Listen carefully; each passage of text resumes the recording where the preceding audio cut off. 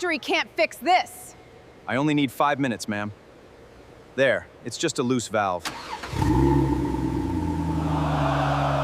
She had $4.7 billion, a company that redefined American luxury, and a team of the most expensive engineers money could buy, and not one of them could fix her car. For 6 weeks, Amelia Vaughn watched genius after genius walk out of her private workshop with the same defeated look on their face. 6 weeks of silence, 6 weeks of, we can't find anything wrong. But the engine was wrong. She could feel it. Then a man walked through her side door carrying a rusty old toolbox and changed everything she thought she knew about intelligence, success, and what it actually means to listen. Drop a comment with your city. Let's see how far this story travels. The Porsche sat in the center of the workshop like a wounded animal that refused to show where it hurt. It was red. Not the kind of red you see on ordinary cars, not showroom red or catalog red, but a specific, almost violent shade that Amelia Vaughn had personally selected from a color swatch she'd had flown in from a small specialty studio in Stuttgart.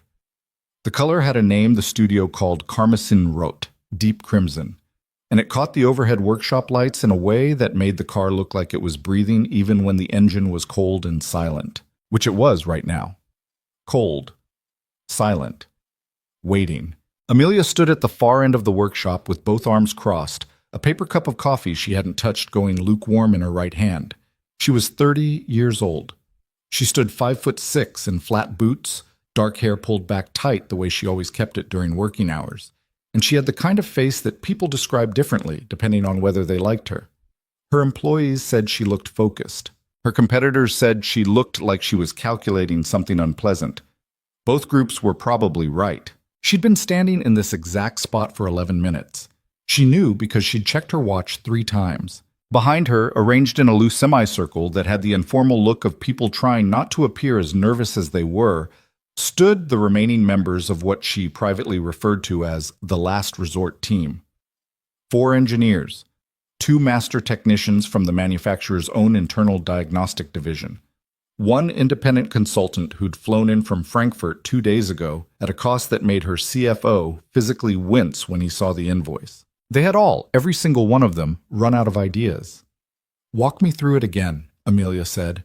She didn't turn around when she said it. She kept looking at the car. The Frankfurt consultant, his name was Dr. Werner Haas, and he had a CV that took up 4 pages and listed certifications from 3 different countries. Cleared his throat in the particular way that people do when they're about to say something they know won't land well. "Ms. Vaughn, we've completed the 3rd full diagnostic sweep. The results are consistent with the previous 2. Every sensor array, every data point, every performance metric, all of it reads within factory specification. The engine is, by every measurable standard, performing correctly. It's not.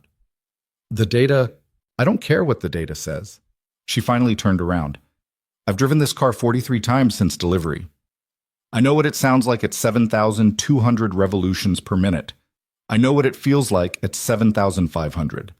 And somewhere between 7,500 and 8,000, something is wrong. It hesitates, it stutters, it's catching on something, and I need to know what." Werner opened his mouth. She raised one hand slightly, and he closed it again.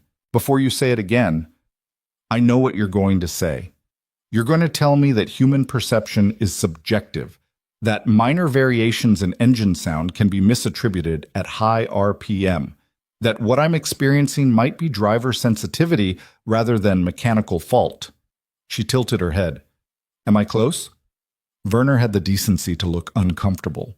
"The possibility was raised during our review, yes. The possibility was raised." She set the paper cup down on the nearest workbench with a small, controlled click. 43 drives, 6 weeks, 7 specialists, including yourself, Dr. Haas, who I paid $11,000 to fly here from Germany, and whose diagnostic equipment fills an entire freight pallet in my loading bay. And the conclusion we've arrived at is that maybe I'm imagining it. Nobody spoke. Outside the workshop, the wind came off the New Jersey hills in a long, slow push that rattled the high windows near the ceiling. It was early March, the kind of cold that had given up being dramatic and just settled into everything like damp in an old house. One of the technicians, a younger guy named Marcus, who'd been with her company for 2 years and had never once, in Amelia's experience, offered an opinion that hadn't been specifically requested, shifted his weight from one foot to the other. We could run the RPM test again, he offered, with the audio capture running simultaneously. If there's an anomaly, it should... We've run the audio capture 4 times, Marcus. I know. He stopped. Sorry. Amelia looked at the car again. There was a long pause, the kind that had physical weight to it. Thank you, she said finally. All of you. Take the rest of the afternoon. She paused. Werner, my assistant will arrange your return flight. I'll have someone forward the final payment. Ms. Vaughn, if you'd like us to, Thank you, she said again, with a slight but unmistakable finality.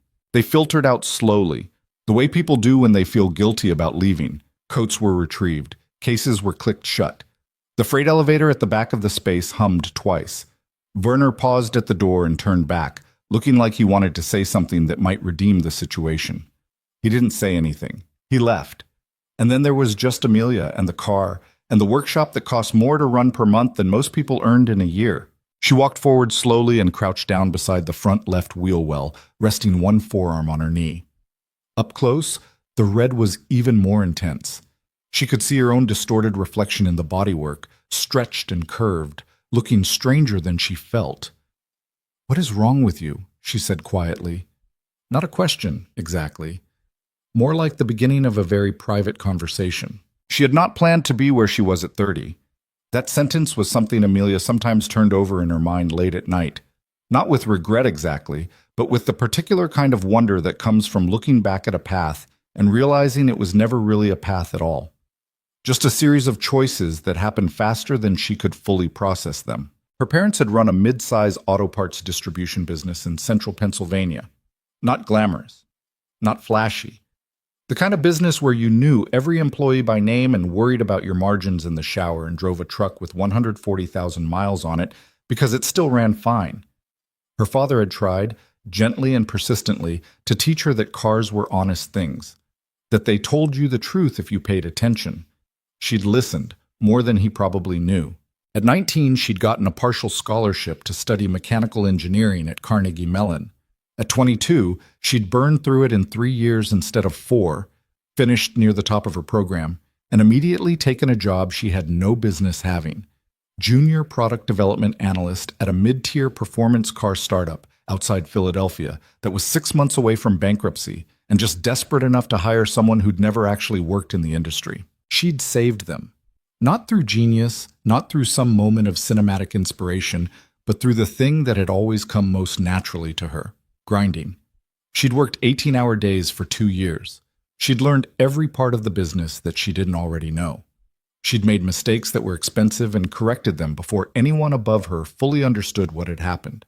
And then she'd started seeing the larger picture, what the company could be, what it wasn't, where the gap was, And she'd begun working toward that instead of the version she'd inherited. By 25, she'd bought out her employer. Not with her own money. She hadn't had nearly enough of that.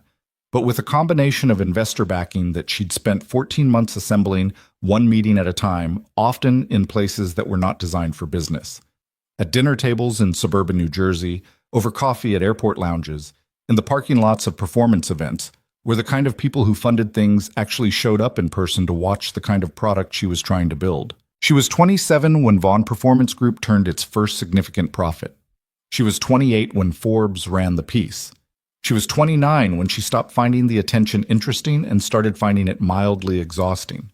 And now she was 30, crouched beside a car that nobody could fix, in a workshop that was hers in every way that mattered, listening to wind rattle the high windows. She was not a person who cried easily, hadn't been since she was maybe 15, and had learned in the specific way that teenage girls learn things that emotion, expressed too openly in certain environments, gets used against you. But there was something about this moment that sat in her chest at a weight she hadn't quite expected. It wasn't the money. It wasn't even the car, really. It was the fact that she knew she was right, and nobody had been able to help her prove it. That was the thing that wore on her. She'd spent the last decade building something that worked precisely because she trusted her instincts and then backed them with enough rigor that the instincts became hard to argue with. That combination, intuition and discipline running parallel, checking each other, was what made Vaughn Performance different from the 20 other companies doing something adjacent. And now her own instinct was telling her something clear. and specific and true. And 7 specialists had stood in a semicircle and told her, politely and expensively, that she was probably wrong. She stood up. She pulled out her phone. She scrolled to a number she hadn't called in several years. It rang 4 times before anyone picked up. "Hey," a woman's voice, a little rough at the edges, like someone who'd been woken up from a nap she'd needed. "Amelia Vaughn. Was wondering when you'd call." "Sandra," Amelia smiled slightly despite herself. "You still doing referrals?" Sandra Park had been 3 years ahead of her at Carnegie Mellon and had since built a career as something between a talent scout and a fixer for specialized technical problems in the automotive world.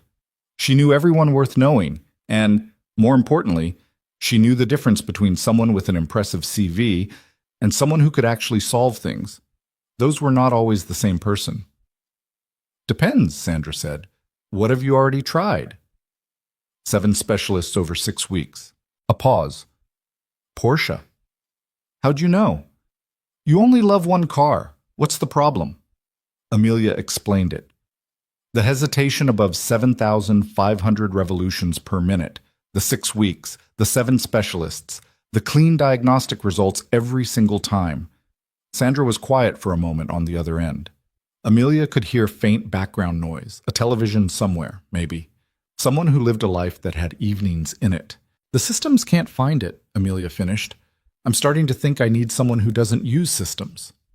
Another pause, longer this time. "There's a guy," Sandra said. His name was Ethan Cole. Sandra explained him in the way she always explained the people she sent, briefly and without editorializing, because in her experience, the editorializing was what made clients either too skeptical or too hopeful before they'd seen anything real. 32 years old, based in Clifton, New Jersey. Ran a 2-bay independent repair shop he'd inherited from his father, who had built it from nothing over 30 years, and died of a heart attack on a Tuesday afternoon 18 months ago, before he'd gotten to see his son take over properly. "He's good?" Amelia asked. "He's the best diagnostician I've ever seen work. I've sent him 2 jobs in the last year. Both were things nobody else could figure out. Both were solved within a day." "What's his background? Certifications? Training?" There was a brief pause that might have contained a small laugh. "His background is that his father was phenomenal at what he did, and Ethan watched him do it for 20 years and absorbed it. He doesn't have a lot of paper on the wall." "Sandra, I know what you're about to say. My last specialist had 4 pages of certifications. And he couldn't fix your car." Amelia didn't have an immediate response to that. "Look," Sandra said, "I'm not telling you to hire him. I'm telling you to let him look at it. If you can't find it, you're exactly where you are now. You've lost an afternoon." The call she made to Ethan Cole the next morning was a short one. She introduced herself, and yes, he knew who she was. He said it quietly and without particular excitement, the way someone confirms they've heard of a city rather than expressing any deep feeling about it. She explained the problem. He asked 3 questions. How many miles on the engine, whether the issue occurred consistently or intermittently, and whether the hesitation was accompanied by any change in exhaust tone. She answered all 3. He was quiet for a moment. "I can come Thursday," he said. "I'd prefer tomorrow." A pause that didn't feel like reluctance, exactly. More like someone shifting something around in their head to make space for a new arrangement. "Tomorrow works. What time?" 8. "I'll be there at 8. She almost said, "Bring whatever diagnostic equipment you need," and then stopped herself, because she had no idea what he used or didn't use, and for some reason asking felt presumptuous in a way she couldn't entirely explain. "Is there anything you need me to have prepared?" she asked instead. "Just make sure the engine's cold when I get there." Oh. He arrived at 8:03, not 8 o'clock, not 8:15, 8:03, which was the kind of time that suggested someone who'd tried to be exactly on time and hit a small piece of traffic they couldn't have predicted. Amelia was already in the workshop. So was Marcus, who'd been assigned to be present in case anything needed to be retrieved or operated, and who was trying to look useful while doing very little. And the side door opened, not the main bay doors, but the smaller personnel entrance at the east wall. And Ethan Cole walked in. He was taller than she'd pictured from the phone call, which was its own kind of irrational reaction since phone calls gave you no information about height whatsoever. 6'1", maybe 6'2", with the kind of build that came from physical work rather than any particular effort at the gym, wide across the shoulders, but without the deliberate thickness of someone who trained for appearance. He wore dark work pants and a worn gray Henley under an unzipped jacket. His hair was dark and slightly too long, like a haircut that had been needed 2 weeks ago and kept getting postponed by other priorities. He carried a toolbox.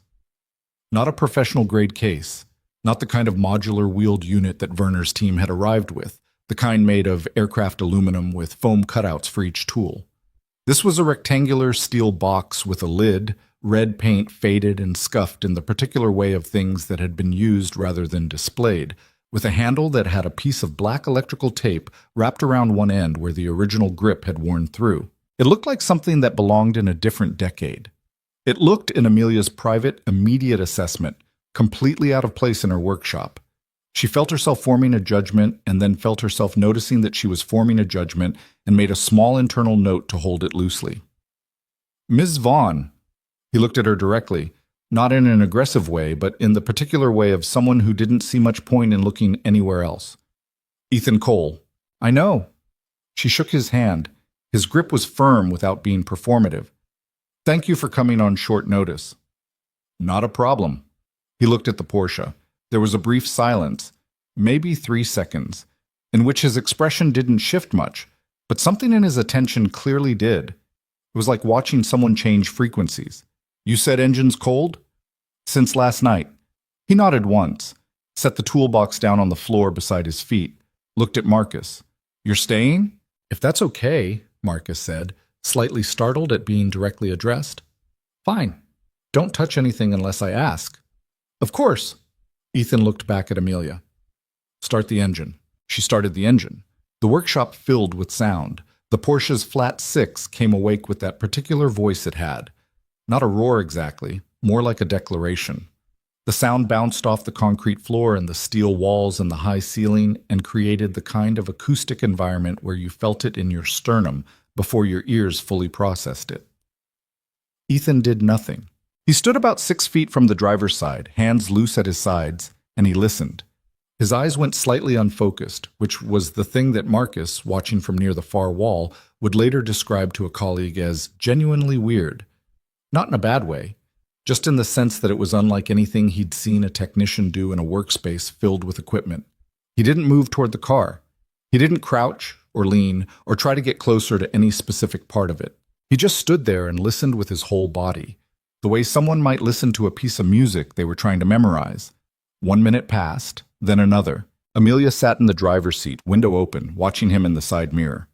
She'd been told by multiple people across 6 weeks that she was imagining things. She had been told this carefully and in language chosen to be respectful while still communicating the essential message.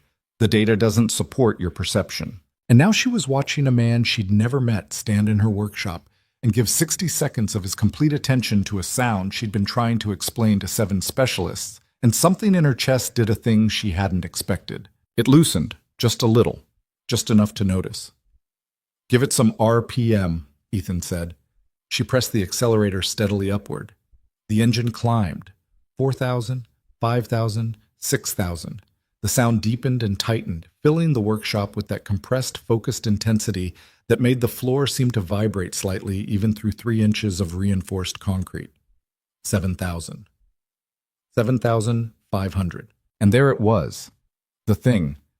The almost nothing, the fractional catch, the tiny, almost imperceptible stutter that had been driving her insane for 6 weeks, and that 3 different sets of diagnostic equipment had looked her in the face and told her did not exist. Ethan heard it. She saw it happen. She saw his chin drop by maybe a 1/4 inch. His eyes came back into focus. His head turned slightly toward the front right quadrant of the engine bay with the precision of someone following a sound to its source. She let the RPM drop. "Again," he said. She ran it up again. 7,500. The stutter. He moved for the first time, not toward the front of the engine bay, toward the side.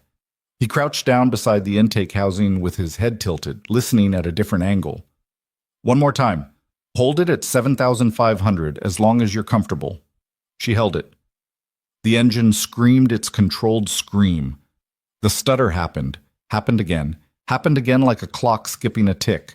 Ethan put one hand, flat, palm down, against the intake housing. Then he stood up. "I know what it is," he said. Marcus looked up from his tablet. Amelia turned off the engine. The workshop went quiet in the particular way of a space that had been very loud and then suddenly wasn't. "What?" she said. "Air leak. Intake system. There's a clamp back here." He moved to indicate a specific location deep in the engine bay, somewhere behind and below the intake manifold. "That's loose. Not loose enough to throw a fault code.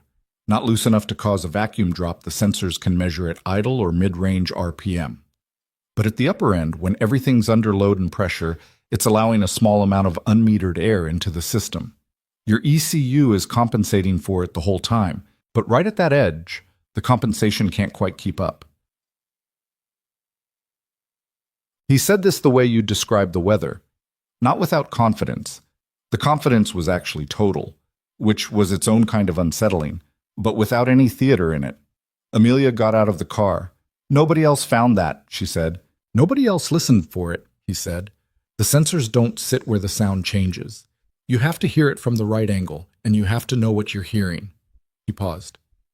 "It's a 40-year-old diagnostic technique, predates the sensor arrays." "Can you fix it?" He looked at the toolbox. "I need the clamp." "Do you have—" "Marcus," Amelia said. "Supply cabinet B, third shelf." Marcus was already moving. He fixed it in 11 minutes. The clamp was the issue, not a major component, not a failed sensor or failing actuator or anything that had appeared in any of the 6 weeks of diagnostic reports, because, as Ethan had identified, it sat in a position where the air leak it created was small enough to be invisible to the data until the very top of the rev range, where it became audible to someone who knew how to listen. He pulled out the wrench, not the 40-year-old one actually. That was a detail that would get slightly embellished in the telling later, the way details always do, and worked it into the engine bay with the practiced ease of someone who had done this in dark, cramped spaces with worse tools than these. The clamp was down between the intake manifold and the firewall, behind a heat shield, in a spot that required a specific angle and the kind of patience that came from having done things the hard way enough times that inconvenient geometry stopped feeling like an obstacle. Marcus hovered nearby, not entirely sure whether he should offer to help or stay clear, and settling on a kind of hovering readiness that managed to accomplish neither. Amelia stood back and watched. She watched the way she always watched, when something was happening that she was still working out, with her full attention deployed but her expression fairly neutral, not giving away the assessment process happening behind it. She watched his hands, which moved without hesitation. She watched the economy of it. No wasted motion, no checking and rechecking, no pausing to consult anything. Just a man and a wrench and a problem he'd already identified. "Got it?" she asked. "Almost." A pause. A sound of metal adjusting. "Yeah, done." He pulled his arm out of the engine bay, wiped the wrench on a shop rag Marcus offered, a small, normal gesture that somehow struck Amelia as humanizing in a way she hadn't expected. He looked at her. "Try it now." She got back in the car, started the engine, sat for a moment at idle, listening. Then she pressed the accelerator. Steadily, the way she always did it, the way she'd done it 43 times before, and each time hit that same frustrating hesitation at the top of the range. 4,000, 5,000, 6,000, 7,000, 7,500, 8,000, clean. The engine ran through it like it wasn't there. Like there was no ceiling, like the hesitation had been a seam in a road that had been repaved. The sound was different, fuller, more resolved, the way music sounds when a speaker has been fixed versus limping along with damaged components. She took it past 8,000, then past 8,200, and there was nothing. No catch, no stutter. Just the engine doing exactly what it had been built to do. She sat with the RPM elevated for several seconds. Then she brought it back down and turned it off. The workshop was quiet. Marcus was staring at Ethan with an expression that he would later describe to several people as the moment he realized he'd been thinking about his job all wrong. Amelia sat in the driver's seat for a moment without moving. Then she got out. Ethan was already wiping his hands, looking at the engine bay with the expression of someone doing a final visual check before closing a chapter. "That's it?" she said. "That's it. A loose clamp. A loose clamp in a specific location, at a specific angle, where the air it was allowing in was in precisely the wrong place to show up in your sensor data, but exactly the right place to be audible at peak load." He looked at her. "It's not a stupid problem. It's an uncommon one. You found it in," she checked her watch, "under 2 hours." "I found it in about 90 seconds, he said. "The rest was getting to the clamp." She looked at him for a long moment. He met her eyes without difficulty, the way someone does when they don't feel they've done anything that requires apology or performance. "Can I ask you something?" she said. "Sure." "How did you know where to listen? The angle you used when you crouched down. You went right to that side. Most people go to the front of the engine." He considered this. Sound changes character when it bends around a component. The stutter had a specific quality to it, muffled in a particular way that told me it was behind something, not exposed. The intake housing sits where it would filter that exact frequency. So I went to the angle where I'd hear it least filtered. He paused. "It's hard to explain without doing it." "Your father teach you that?" Something in his face shifted. Not dramatically, just a slight adjustment, the kind that happens when someone's private world gets unexpectedly referenced in public. "Yeah," he said, "he did." She asked him to stay. Not in those words, not immediately, because Amelia Vaughn had not built a company by making important decisions in the first wave of an impression.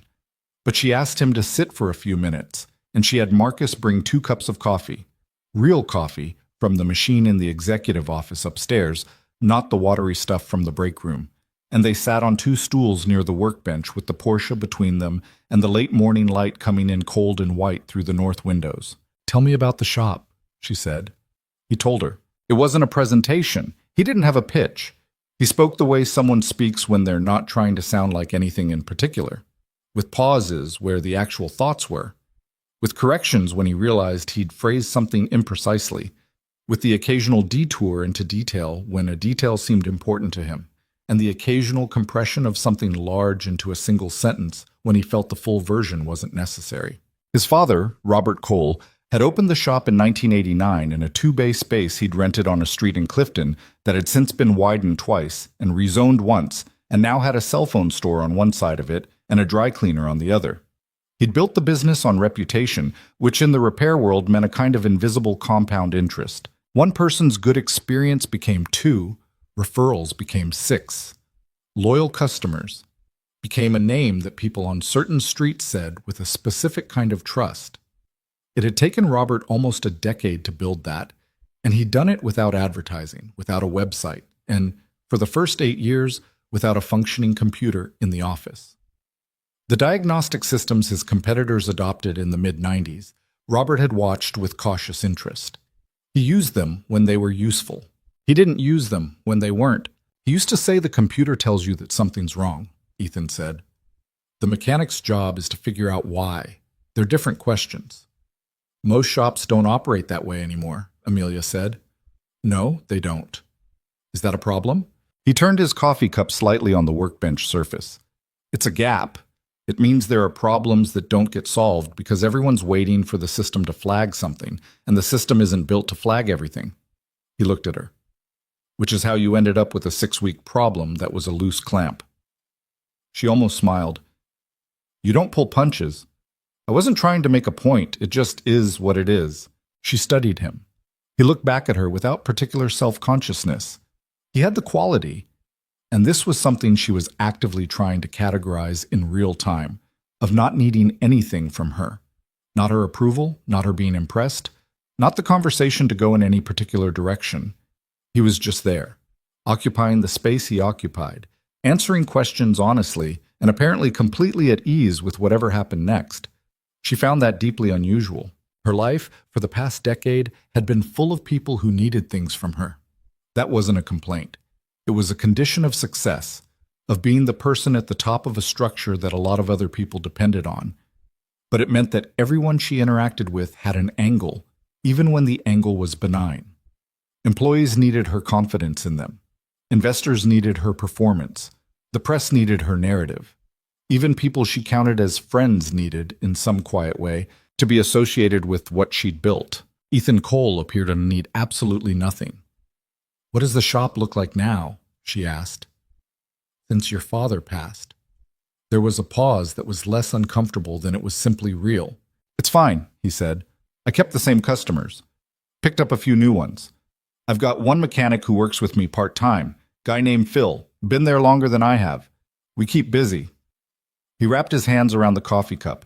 "It's not growing. I'm not trying to grow it. I'm trying to keep what he built." "That sounds—" She stopped. "Like I'm limiting myself." He said it without defensiveness. "Maybe. But it's mine, and it was his, and it works. Not everything needs to be bigger than it started." She looked at him for a moment. "I'm not judging you. I know you're not." A brief pause. "You were going to say something, though." "I was going to say it sounds intentional," she said, "which I respect more than I respect growth for its own sake." He looked at her slightly differently after that, like a small recalibration had occurred. "Do you have a daughter?" she asked. Sandra had mentioned it briefly, and Amelia found it coming up in her mind. "Yeah, Maya, she's 8. Something happened in his expression. Not a transformation, nothing dramatic, just a kind of warming that was different from the focused, competent attention he'd been giving to every other part of the conversation. "She thinks cars are boring, but she likes the shop because she can draw on the whiteboards in the office." "What does she draw?" "Whatever's in her head. Last week it was a map of an island she invented with roads that went in spirals instead of lines." He paused. "She said spiral roads would make driving more interesting."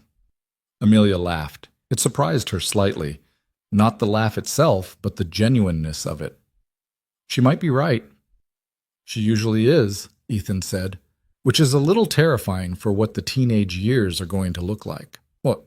The conversation lasted nearly 40 minutes. When Amelia finally walked Ethan to the side door, his toolbox in hand, jacket re-zipped against the March cold outside, she had already made a decision. She hadn't entirely worked out the specifics yet, and she didn't believe in making specific offers before she'd thought them through. But the decision itself was clear. She stood in the doorway and the cold came in around both of them, and she said, "I want you to come back." He looked at her. "To look at the car? To look at the company?" A beat. "I have a shop," he said. "I know you do. I'm not asking you to give it up." She leaned against the doorframe.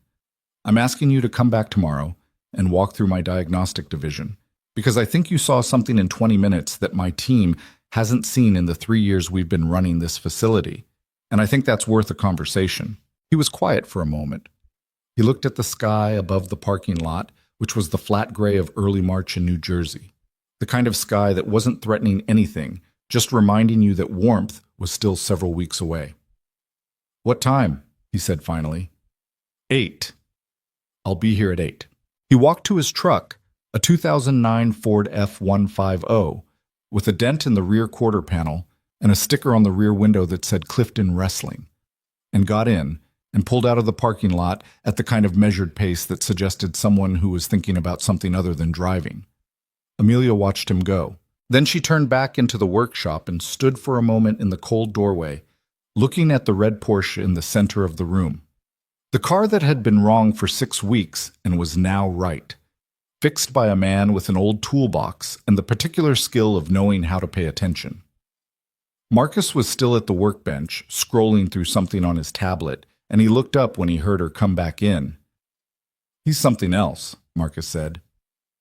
"Yeah," Amelia said. She closed the door. "How did he know? I mean, how did he actually know from just listening?" She looked at the car for a moment. "His father taught him," she said.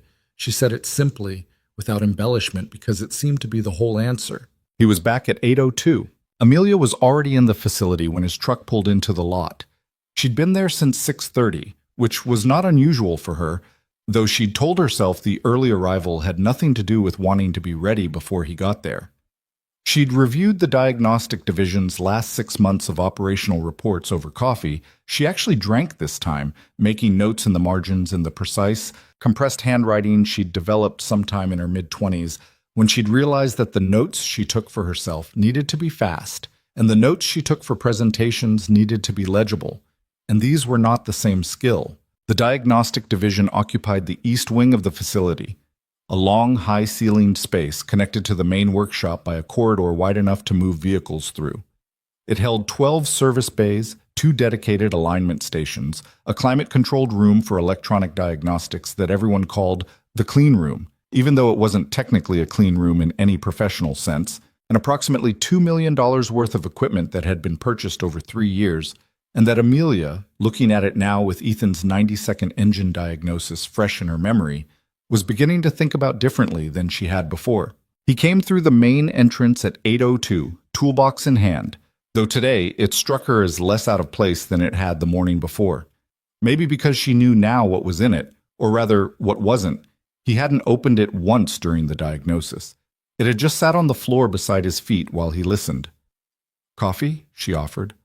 "Already had some. Thank you." She walked him through the corridor and into the diagnostic wing without preamble, because she'd learned yesterday that he was the kind of person who appreciated the direct approach. She didn't explain what she was showing him as they walked. She wanted to see what he saw before she told him what she thought. He was quiet for the first few minutes. He moved through the space the way he'd moved around the Porsche the day before, not with the fast, efficient scan of someone running a checklist, but with a slower, more deliberate attention, like he was learning the room before he formed any opinions about it. He stopped at the first bay. A technician named Derek, 26, 2 years out of a technical program in Trenton, excellent with computers, a little stiff in the mornings, was running a diagnostic on a black SUV that belonged to a client Amelia had brought in specifically to demonstrate the division's work to a prospective fleet contract. The diagnostic screen was showing a cascade of data, color-coded and graphed, and Derek was studying it with the focused attention of someone reading a very dense report. Ethan watched him for about 30 seconds. "What's the problem?" he asked Derek. Derek glanced over, surprised to be addressed. He looked at Amelia briefly, who gave him the small nod that meant answer him, and turned back to the screen. "Intermittent rough idle. Client says it happens in cold weather, mostly below 40 degrees, usually in the first 3 minutes after start. Cleared up on its own twice before they brought it in." "What does the diagnostic say?" "Oxygen sensors reading slightly lean in bank 1, but it's borderline. Might be calibration drift rather than an actual fault. Fuel trims look okay. No stored codes." Ethan looked at the SUV. "Have you started it cold this morning?" "It came in already warmed up." "So you haven't heard the idle issue yourself?" A pause. "No. But the data?" "The data is from when it was warmed up," Ethan said, not unkindly, just with the precision of someone who didn't see any reason to soften a logical observation. "What does it do cold?" Derek turned back to the screen, which was still cascading data from the warmed-up vehicle, and didn't immediately answer, which was itself an answer. Amelia watched Ethan's expression. He wasn't frustrated. He wasn't contemptuous. He was looking at the situation the way someone looks at a puzzle they recognize, not because they've solved it, but because they've seen the shape of it before. "Can I sit in it for a minute?" he asked. Derek looked at Amelia again. Amelia nodded. Ethan set the toolbox down, opened the driver's door, and got in. He didn't start it. He just sat there for a moment. Then he leaned forward slightly and put one hand on the dashboard, not pressing, just resting it there, and tilted his head the way he had in the main workshop yesterday. He got out after about 45 seconds. "Fuel injector," he said. "Number 3. It's not fully seating when it's cold. The spray pattern's off until it warms up enough for the seal to expand. Your oxygen sensor is lean because the combustion in that cylinder is incomplete, not because the sensor itself is drifting." Derek stared at him. "You got that from sitting in it?" "I got that from the vibration pattern in the dashboard. The engine has a very slight irregular pulse at idle. Barely there, but it's there. It's different from the normal 4-cylinder firing rhythm. One cylinder's doing slightly less work than the others." He paused. "You'd hear it if you sat in the car with the engine cold. On a warm engine, it's gone because the injector seal seats properly." Derek looked at the diagnostic screen, then at Ethan, then at the screen again. "I've been running diagnostics for 40 minutes, he said. "I know." Ethan picked up his toolbox. He wasn't rubbing it in. There was nothing in his tone that suggested satisfaction at the comparison. "The diagnostics aren't wrong. They're just not asking the right question." Amelia stepped forward. Show him what you mean. Tell him the right question. Ethan looked at her for a moment, and she thought she detected something very brief in his expression. A quick reassessment of why she'd asked him to come, or perhaps a recognition that this was what the morning was actually for. The right question, he said, turning back to Derek, is not what is the system measuring. It's what is the system not built to measure. Sensors have a field of view. They're covering the things the engineers decided were most important to monitor, but problems happen in the gaps between what the sensors see. Your job isn't to read the data. It's to figure out what the data is missing. Derek was quiet. He had the look of someone who had just been handed a framework that contradicted a significant portion of their professional training and was now trying to decide what to do with it. How do you figure out what it's missing? Derek asked. You listen, Ethan said. You feel. You use what you've got. He looked at the SUV. Your hands and ears are sensors too. They just don't output to a screen. They spent the next 3 hours moving through the diagnostic wing. Not every bay. Not every problem. Amelia walked him through 6 situations she'd selected from the current service queue, 6 vehicles with issues that her team had been working on for more than 2 days without resolution. She'd chosen them specifically because she suspected they shared a common characteristic. The problem was real, but the data was clean, or the data was inconclusive, or the data pointed to 3 different possible causes with no way to distinguish between them. In 5 of the 6 cases, Ethan had an answer within 15 minutes, not always through physical diagnosis. 2 of the 5 he identified by asking the technician a series of questions that seemed almost too simple. When does it happen? Does it matter what the temperature is? Have you replicated it yourself? What does the customer say it sounds like? Pulling on the thread of the human account rather than the system report. In both cases, details that had been in the intake forms but hadn't been followed up on led directly to the problem. 1 of the 5 he diagnosed the same way he'd diagnosed the SUV, by getting into the vehicle and paying attention in a way that was completely analog, no instruments involved. The issue turned out to be an HVAC actuator that was intermittently sticking, causing a faint double click under the dashboard that was only perceptible from inside the car with the windows up. Every test had been run with the door open, which changed the acoustic environment enough that nobody had caught it. The 6th case was a hybrid drivetrain issue that did, genuinely, require electronic diagnostic equipment, and Ethan said so clearly. This one you need the tools for. There's no analog equivalent. He looked at the technician handling it, a woman named Rosa, who'd been with the company longest and who was, Amelia knew, the most technically credentialed person in the division. What does your data say? Rosa walked him through it without condescension, which Amelia appreciated. Rosa had every right to be defensive. She was the expert, he was the outsider, and he'd just spent the previous 2 hours casually solving problems her colleagues had been struggling with. But Rosa was also pragmatic, which was why Amelia had kept her through 2 rounds of restructuring, and she recognized a useful mind when she saw one.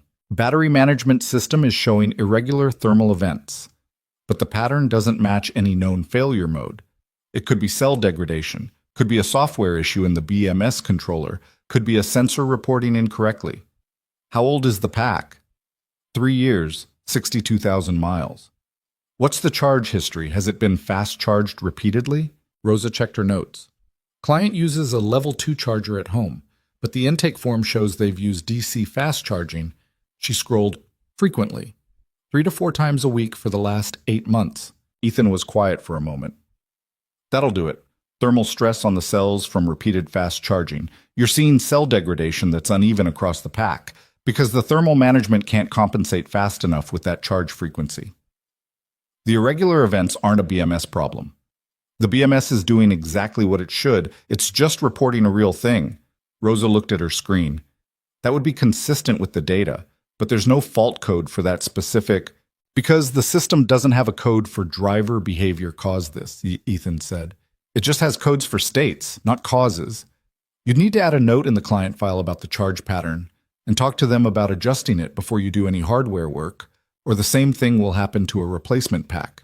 Rosa looked at him for a long moment. That's good, she said, not effusively, just with the honesty of someone who recognized useful thinking and saw no reason to withhold the acknowledgement. Thanks, he said. He said it simply, the way someone accepts a plain fact. Around noon, Amelia took him upstairs to the executive floor. Not the formal conference room, but the smaller space at the end of the corridor that she used for working lunches, which had a round table and large windows and no speakerphone because she'd had the speakerphone removed after a period of 3 weeks in which every meeting had felt like a conference call, even when everyone was physically in the room. Someone had left sandwiches on the table. She didn't ask who. Her assistant had a way of anticipating things that Amelia had long since stopped querying and simply appreciated. They sat. Outside the windows, the March sky had softened slightly, a thin warmth trying to work through the clouds without quite succeeding. "You didn't tell me this was a job interview," Ethan said. She looked up from unwrapping her sandwich. "It wasn't. Walking me through 6 service cases and watching how I handle them. I was showing you the operation," she said. He looked at her with an expression that was not unfriendly but was also not willing to let that pass without comment. "Okay," she said. "I was also evaluating whether what I saw yesterday was consistent or a one-time thing." "And?" "Consistent." She set the sandwich down. "Ethan, I want to be direct with you. Please. My diagnostic division is good. The people in it are trained, and most of them are genuinely talented, and they care about doing their jobs well. But there is a fundamental skill missing from the entire operation, and it's not a skill you can hire for by looking at certifications, because the certifications don't cover it. What you did this morning, the way you looked at those 6 problems, that's not a technique. It's a discipline, and it's one my entire team is missing." He was quiet. He'd picked up his own sandwich, but he wasn't eating it. "What I want," she continued, "is for you to come here 2 or 3 days a week and work with my team. Not as a consultant they call when something goes wrong, as someone embedded in the daily operation who is actively teaching them to think differently about diagnosis." "I'm not a teacher," he said. "You were a teacher this morning for 3 hours without trying." He thought about that. She watched him think about it, the real version of it, not the polite pause that people use before they say the thing they'd already decided to say. "I have a shop," he said. "I know. Phil can't run it alone. He's good, but he's not—" He stopped. "It's my father's shop. I know that too. You're not asking me to close it?" "Absolutely not. 2 or 3 days here, the rest at Clifton. We'd schedule around your hours." She paused. "And your daughter's school schedule?" He looked at her. Something shifted in his expression. Not quite surprise, but a recalibration. "Sandra told me," Amelia said, "and you mentioned it yesterday. I'm not trying to make a point with it. I'm just saying I'm aware that your time isn't abstract. It's structured around specific things that matter more than work." He was quiet for a moment. "Most employers don't say that in the first conversation. Most employers are full of it when they say it later," she said. "I'm saying it now so we both know where we stand." He set the sandwich down and looked at the table for a moment. Not in the way people do when they're performing reluctance. She'd seen enough of that to know the difference. He was actually thinking, weighing something that had real weight to it. "What would the arrangement look like?" he said finally. She laid it out. The days, Tuesday, Wednesday, Thursday, which kept his Mondays and Fridays for the shop and bracketed the week in a way that maintained his core operation. The compensation, which she named directly rather than offering to have someone send paperwork, because she'd learned that naming a number early saved everyone the theatrical dance of proposals and counter-proposals. The scope, embedded in the diagnostic wing, access to all 6 bays and all current cases, with the understanding that he wasn't there to fix specific problems, but to change how the team approached problems. "I'm not looking for a consultant," she said again. "I'm looking for a different kind of intelligence in the room." He looked at her for a long moment. "You're going to have resistance," he said. "Rosa's good. Marcus has potential, but there are 3 guys in there who've been doing this the same way for a long time, and they're not going to love someone walking in and telling them they've been doing it wrong. I know that." "And you're okay with it being difficult?" "I'm okay with useful things being difficult." She met his eyes. "Are you?" The smallest pause. "Yeah," he said. "I am."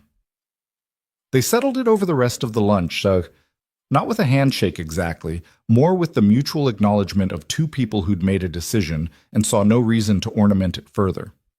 She would have the paperwork drawn up and sent to him by the end of the week. He would start the following Tuesday. As she was clearing the wrappers from the table, she found herself asking something she hadn't planned to ask. What was your father like in the shop? He didn't answer immediately. He looked out the window at the pale March sky. Quiet, he said finally. Not unfriendly. He just didn't talk unless he had something to say, which sounds simple, but it's actually most people feel silence because they're uncomfortable with it. He wasn't uncomfortable with it. He paused. He used to say the first thing you say after you've been quiet is usually the only thing worth saying. Amelia didn't say anything. Ethan seemed to notice this and smiled slightly. Yeah. He sounds like someone who would have made a terrible dinner party guest, she said. He laughed. A real one. Not polite, not performed, just the actual reaction of someone who'd been caught off guard by something that was genuinely funny because it was also genuinely true. He would have been miserable, Ethan said. He went to one work party with my mother in 1997 and came home after 40 minutes and sat in the driveway for 20 minutes before he came inside because he needed to decompress from it. What did your mother do? She laughed at him. He paused. She used to say he was only comfortable in 3 places: the shop, the kitchen, and the bleachers at my wrestling matches. A brief silence. She passed 6 years ago. He went pretty quiet after that. Amelia looked at him. There was nothing she could say to that would be the right thing, so she didn't try to say the right thing. She just let it sit. I'm sorry, she said, because that at least was honest. Yeah. He picked up his water glass. It was a hard couple of years for him. I think he just worked, which is what he always did, but more so. He set the glass down. The shop was the one place where what he knew was enough. He didn't have to be anything else there. She thought about that on the drive home that evening. About the shop as a place where what you knew was enough. About whether she had a place like that, or whether she'd spent the past decade building something that was impressive and consuming and genuinely hers, but that had never quite become a place where she could just be what she was and have that be sufficient. She didn't arrive at a clean answer, but the question stayed with her. Tashk. Tuesday came with low gray clouds and a temperature that hadn't made up its mind. Ethan arrived at 8:02 again, which she was beginning to suspect was simply what his 8 o'clock looked like, the 2 minutes absorbed by finding a parking spot or the final stretch of a commute that had been otherwise precise. He came through the main entrance, signed in at the security desk with the slight awkwardness of someone who wasn't yet accustomed to the sign-in process, and walked to the diagnostic wing. Amelia watched him go from the second-floor corridor window, not in any covert way, just from the angle she happened to be standing, and noticed that he'd brought the toolbox again, which she'd half wondered about. The morning started badly. Not catastrophically, not with any single dramatic incident, just the particular low-grade friction of a new presence in an established environment. The technician whose reception was coldest was a man named Gary Buell, 44 years old, 17 years in the automotive industry, a career that had started at a dealership and moved through several shops before landing at Vaughn Performance 2 years ago. Gary was good at his job in the way that competence and habit can blend into a single thing. He did his work efficiently, produced reliable results, and operated within a set of procedures that he trusted because they'd worked before. He also had the specific defensiveness of someone who recognized a challenge when it walked through the door. He didn't say anything overtly hostile. He just didn't engage. When Ethan stopped near his bay, where Gary was running an alignment check on a GT3 that had been brought in after a track day, Gary kept his eyes on his screen and offered no greeting and answered Ethan's single question with the minimum syllables required. What are the front specs reading? Ethan asked. Within tolerance, Gary said. Which side is higher? A pause. Left front is at the top of the tolerance window. Have you looked at the front subframe mounts? The alignment is within tolerance. Ethan didn't push it. He looked at the car for a moment with that particular attention he had, and then moved on. Amelia, who had been close enough to hear the exchange while appearing to review something on her tablet, watched Gary go back to his screen with a set to his jaw that was trying to be neutral and wasn't quite. Later that morning, she heard the same exchange repeated in different form at a different bay with a different technician, a man named Steve, who was less hostile and more dismissive, which was its own kind of wall. I've got a process for this, Steve said, after Ethan had asked a question about an approach he was using on a fuel system issue. I know you do, Ethan said. I'm asking whether the process has given you an answer. I'm still running through it. How long have you been running through it? Steve was quiet for a beat too long. Since Friday. Okay. Ethan looked at the car. Can I just listen to it for a minute? It's not a sound issue, it's a fuel delivery. I know. I just want to hear it running. Steve stepped back with the body language of someone granting a request they fully expect to prove pointless. Ethan listened. 2 minutes. Then he walked to the fuel pump access under the rear seat, opened it, and put his hand on the housing while the engine ran. Your pump's cavitating, he said. Not failing? Not yet. But it's drawing in air intermittently, probably a small crack in the suction line above the fuel level. Your diagnostics are seeing the fuel pressure fluctuation, but not the cause because the crack only opens under certain conditions. He looked at Steve. If you pressure test the suction line, you'll find it. Steve looked at him, then at the car, then back at him. How do you he started. The pump has a rhythm when it's healthy. This one has a very slight variation in it. You can feel it through the housing if you put your hand on it while the engine's running at light load. Steve put his hand on the pump housing. His expression changed. He stopped. Nobody ever told me to do that. I know, Ethan said. Most people don't. It wasn't a victory speech. He said it and moved on, and that was perhaps the most important thing about it. The absence of any performance around being right. He didn't linger. He didn't make Steve feel smaller than he needed to feel. He just said what he knew and moved. Amelia saw Steve watch him walk away with an expression that she recognized as the beginning of something. Not conversion, not enthusiasm, just the small, private acknowledgement that there was something worth paying attention to here. The day that changed the dynamic wasn't a Tuesday or a Wednesday. It was the following Friday, which was not one of Ethan's scheduled days, but which found him at the facility anyway because Amelia had called him at 7 in the morning about a vehicle that was due for delivery to a client at noon, and that had developed a problem overnight that none of her team could identify. He'd said he'd come. She hadn't asked him how this worked logistically, how he managed the shop, whether Phil could cover, whether this was a significant imposition. She'd just stated the situation, and he'd responded to it, and that was the transaction. He arrived at 7:40, and he was not in a good mood. Not with her, she was fairly sure. There was something behind his eyes when he came through the door that was preoccupied and slightly taut, a version of him that was different from the Tuesday and Wednesday versions. She didn't ask. She walked him to the bay and explained the problem, a McLaren 720S that had been in for scheduled service and had come out of the service bay the previous evening with a faint vibration under braking that hadn't been there before.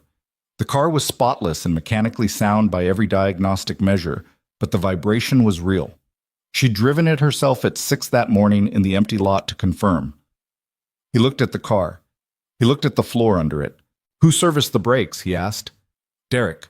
Where is he? Bay 3. Ethan walked to Bay 3. Derek was in the middle of something else, but he pulled himself out of it because the tone of Ethan's approach suggested it was worth doing. Tell me exactly what you did on the 720S brakes, Ethan said. Derek told him. The sequence was correct. The torque specs were right. He'd used the proper pads. Did you clean the rotors before reinstalling? I used brake cleaner, standard procedure. Did you let it dry completely before you put the pads back on? Derek paused. It was a very short pause, the kind that answers its own question. There was time pressure, Derek said. The car was scheduled for... The solvent didn't fully evaporate, Ethan said. It contaminated the pad surface. When the pad heats up under braking, the residual solvent... He stopped. He took a breath. It's okay. It's fixable. How long will it take you to pull the pads and replace them? Hour, maybe 90 minutes? Do it. He turned back toward Amelia and she walked with him back toward the main space. We've got 3 hours before the client comes, she said. That's enough time. What was the mistake, specifically? He explained it. The solvent, the timing, the heat chemistry of brake pads during initial bedding. It was the kind of thing that experienced mechanics learned the hard way once and then never forgot. A gap between correct procedure and complete procedure. Is this the first time Derek's made this mistake? She asked. I don't know. Have there been brake complaints before on jobs he's serviced? She pulled out her phone and sent a message to her operations manager. The response came back in 4 minutes. 2 complaints in the past 8 months. both resolved under warranty, both involving brake work, both attributed to pad wear. They weren't pad wear, Ethan said. No. She looked at the message. They weren't. He doesn't know he's been making the same mistake. The feedback loop is broken. The customer complains, it gets resolved. Nobody traces it back to the specific procedure. Amelia looked at him. That's a management problem. Yeah. He said it without softening it, but also without making it an accusation. A system that fixes symptoms instead of tracking causes doesn't learn from its mistakes. She stood with that for a moment. That's the thing you keep coming back to, isn't it? She said. Not what went wrong, why it went wrong. The what resolves itself, he said. The why is the only thing that prevents it next time. They stood in the corridor between the diagnostic wing and the main floor, and the facility hummed around them with its usual activity. Voices, the distant whine of a lift, someone's radio playing something country at a volume low enough to be almost but not quite unobtrusive. Are you okay? She asked, because the tautness she'd noticed in him when he came in hadn't fully gone. He looked at her, slightly surprised. Not offended by the question, just caught off guard that she'd noticed. Rough morning, he said. Maya? A pause. She had a hard night, wouldn't sleep. I had to leave her with a neighbor and she... He stopped. She was fine. She knows Mrs. Adler, but she didn't want me to go and I... He stopped again. Some mornings it's harder to leave. Amelia didn't say anything immediately. She looked at him. At this man who had walked in this morning, preoccupied and slightly taut, and had immediately, without complaint or hedging, fixed a problem that was going to cost her a client relationship if it hadn't been solved. You can call her, Amelia said. During the day, whenever. If you need to check in. He looked at her. I'm not being generous. I'm being practical. You're more useful to me present than distracted. The smallest pause. Okay. And if Mrs. Adler ever can't do it, I can... She stopped. He raised an eyebrow. I don't know why I started that sentence, she said. He looked at her for a beat that was slightly longer than the previous ones. Something in his expression was different. Not softer exactly, but less processed. Like a wall that had developed a very small crack, through which a little light was getting. I appreciate it, he said. And then, because he was Ethan Cole, and not the kind of person who let moments become more than they were before they were ready to be. I should go check on Derek. Right, she said. Go. He went. She stood in the corridor for a moment after he left. Outside the high windows, the March sky had finally made a decision about temperature and landed on cold. The kind of cold that came in around window frames no matter how good the seals were. She became aware, standing there, that she was smiling. Not about anything specific, not in a way she could have easily explained if someone had asked. Just the particular, unexpected thing of having a conversation, a real one, with a real person, in a real building where real things were happening, and finding, somewhere in the middle of it, that she was less alone than she'd been before it started. She'd built an empire, more or less, by the time she was 30. She'd filled her days with competent people and interesting problems, and the kind of momentum that kept you from noticing the quieter things. But here was the quieter thing, anyway.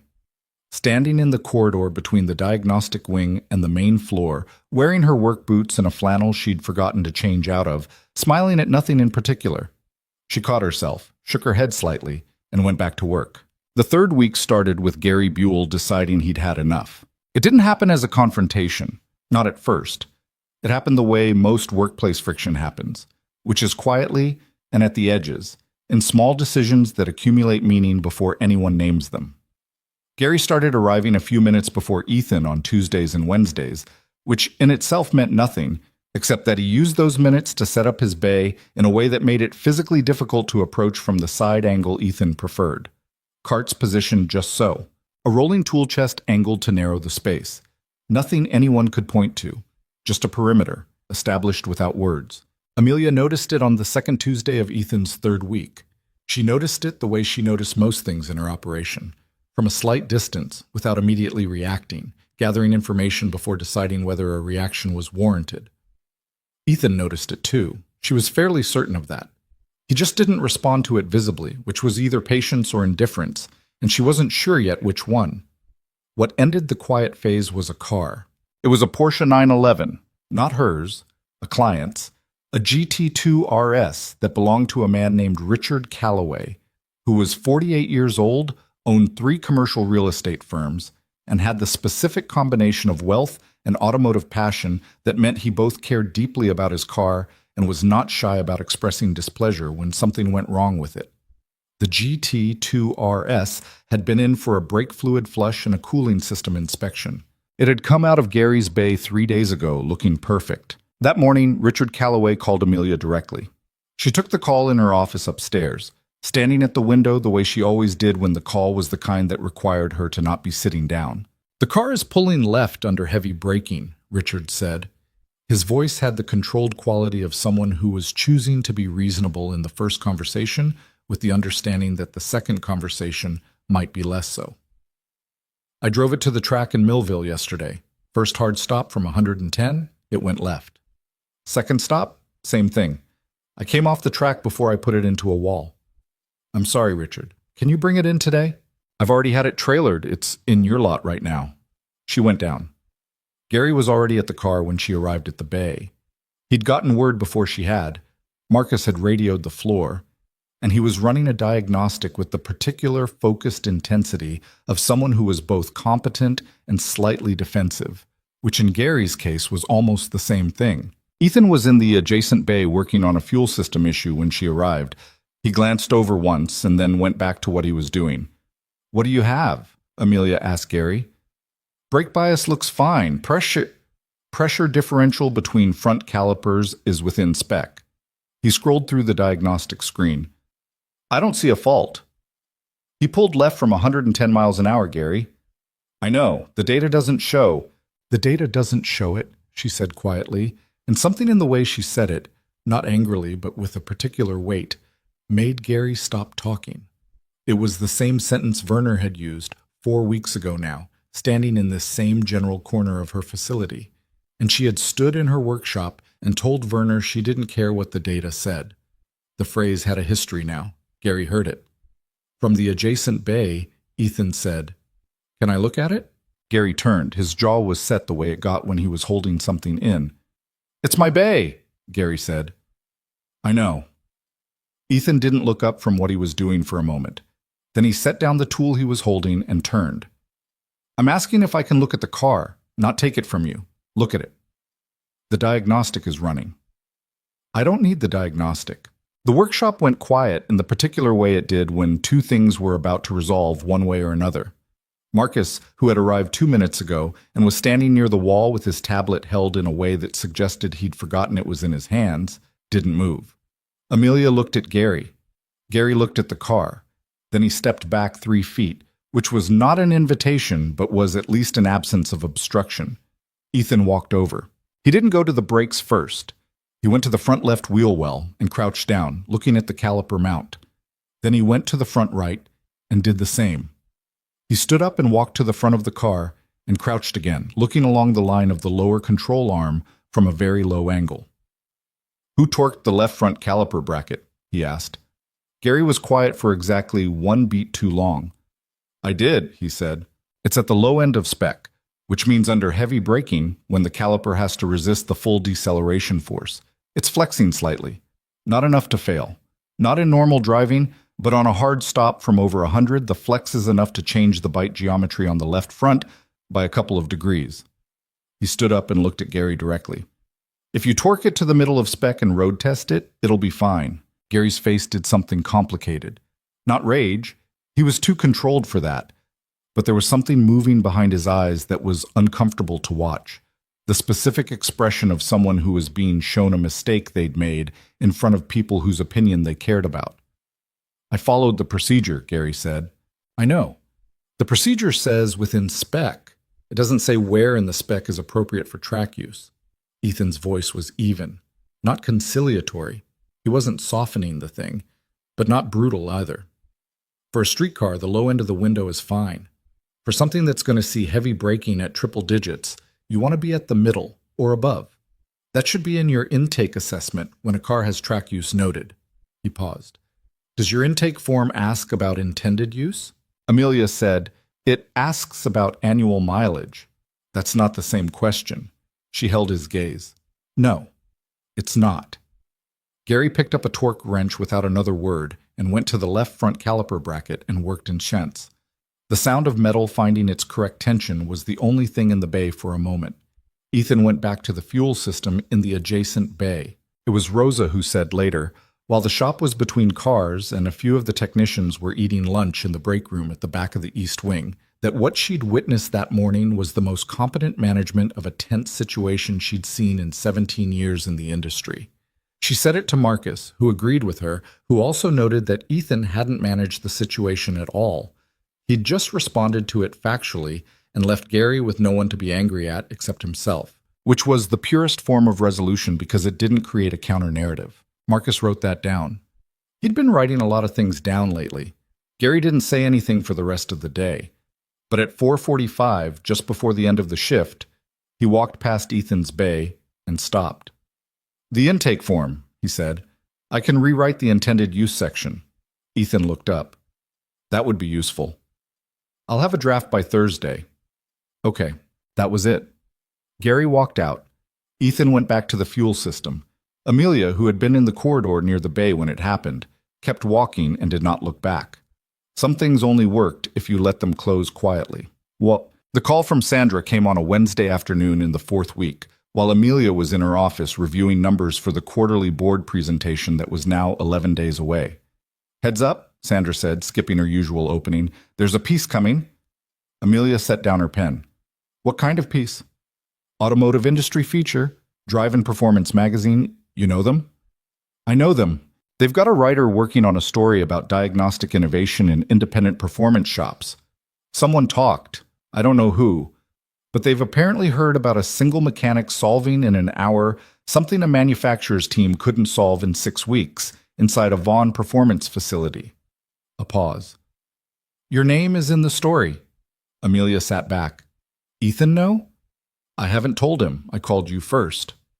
"Who's the writer?" "Woman named Claire Ostrowski. She's good. Not a hit piece person, but she's thorough. And if you don't get ahead of it, the story that gets written is whatever she could piece together from secondhand information. Does she have the technical details? She has the broad strokes. She doesn't know the intake clamp specifically. She knows the duration, 6 weeks, one mechanic, fixed it. And she knows enough about your diagnostic division's track record to frame it as a larger conversation about over-reliance on technology. Amelia was quiet for a moment, looking at the numbers on her desk that suddenly seemed less important than they had 3 minutes ago. "Does Ethan know about the story at all?" "Not from me." "Okay," she thought. "Can you hold Ostrowski off for a week?" "I can try. She's on deadline." "Try." She ended the call and sat with it for a moment. Then she went downstairs. Ethan was in Bay 5, working with a younger technician named Kayla, who'd been with the company 8 months and who had, over the past 3 weeks, turned into what Amelia privately thought of as Ethan's most receptive student. Not because she was the most experienced, but because she was the only one who'd completely abandoned the defensive posture and was simply openly trying to learn. She asked questions constantly. Not good questions always, but honest ones, which Ethan seemed to prefer. "You're bending your wrist wrong on that angle," Ethan was saying when Amelia arrived. He was standing beside her at the front of a BMW M5 with one hand guiding the position of a probe she was running along the intake manifold. "You want the probe to float. If your wrist is tense, you're transmitting your own movement into what you're feeling. Relax it." Kayla adjusted. Her expression changed. "Oh," she said. Yeah, I can feel the difference." "What do you feel?" "It's like there's a slight vibration on the left side that's not there on the right." "What does that tell you?" "There's something different happening on the left." "More specific." "A restriction?" "What kind?" She thought. "Carbon buildup? On the port?" Ethan nodded. "Get a borescope on port 4. Tell me what you see." Kayla moved to get the borescope, and Amelia stepped into the bay. Ethan straightened up. "There's a piece coming," she said. "In Drive and Performance. About what happened with my car." She paused. "About you." He looked at her. His expression was neutral in the way of someone who needed a moment to decide what they thought before they showed it. "Someone talked," he said. Apparently, I don't know who, could have been any of the 7 specialists. Werner would be my first guess, just because European consultants have a habit of building narratives around the clients they've worked with. Could have been someone on my team. What's the angle? Diagnostic innovation versus technology dependence. You fixing in 90 seconds what 6 weeks of specialists couldn't. It's not malicious, but it's going to draw attention. He was quiet. I wanted you to know before it became something you found out from someone else, she said. Okay. He looked at the BMW, then back at her. Does it matter if the piece runs? It matters for you more than it does for me. My company's name being attached to this story that's manageable. It's a good story for us, actually. But your name being out there connected to something that gets framed as mechanic embarrasses manufacturer specialists, that's a different kind of attention. People call the shop. People show up expecting something. It changes the thing. He was quiet again. This time for long enough that she could hear Kayla moving things around at the back of the bay. My father used to get calls sometimes, he said finally. Word of mouth stuff, people who'd heard about him. Most of the time they just needed a good mechanic. Some of them, there was a period when he solved a weird problem on a Formula Atlantic car that some amateur racing team had given up on, and for about 6 months he'd get calls from race teams asking for help. He hated it. Why? Because the call came with an expectation. They'd heard about the one thing, and they wanted that specific thing again, like he had a trick. And he didn't have a trick. He just paid attention. He paused. You can't package that. You can't deliver it on demand. What happened? He stopped taking those calls. A slight pause. Lost a couple of decent accounts, but he said the accounts that came with that kind of expectation made the work worse, not better. Because you stop being a mechanic and start being a performer. Amelia thought about that. So you don't want the story? I didn't say that. I said I understand what it brings. He looked at her directly. Do you want the story? She didn't answer immediately, which was itself an answer of a kind. It's good for the company, she said. The framing as diagnostic innovation, that's a useful narrative for us. We've been trying to differentiate from the dealer service model, and this is a concrete example of what that means. But, she tilted her head slightly, but I don't love the idea of someone being written about without their input, especially when the thing being written about is something personal. My father's thing, he said. What you learned from your father, which is not the same as a technique or a skill, it's more than that. He looked at her for a moment with the expression she'd started to recognize as his actual considering face, not the polite processing that people did when they were deciding what to say, but the real internal work, the kind that took actual time. Let her write it, he said. But I'll talk to her, on my terms. I'll set it up. Tell her I'll give her 2 hours, at the shop in Clifton, not here. She registered the choice of location. Why the shop? Because that's where it comes from, he said. She wants to understand it. She should see where it started. Claire Ostrowski arrived at the Clifton shop on a Thursday morning, one of Ethan's non-Vaughn days, in a sensible gray Subaru with a notepad on the passenger seat and a recorder that she placed on the workbench with the unpretentious directness of someone who'd been doing interviews long enough to stop treating the equipment as a negotiation. She was 35, maybe 38, with the kind of face that was easier to remember than to describe, specific rather than conventionally striking.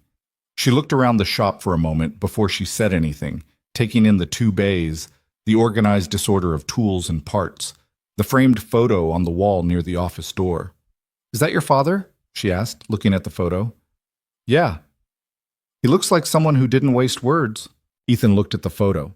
Robert Cole in his mid-40s, standing in front of the original shop sign, squinting slightly against the sun, with his arms at his sides and a complete absence of posed expression. That's accurate, Mim, he said.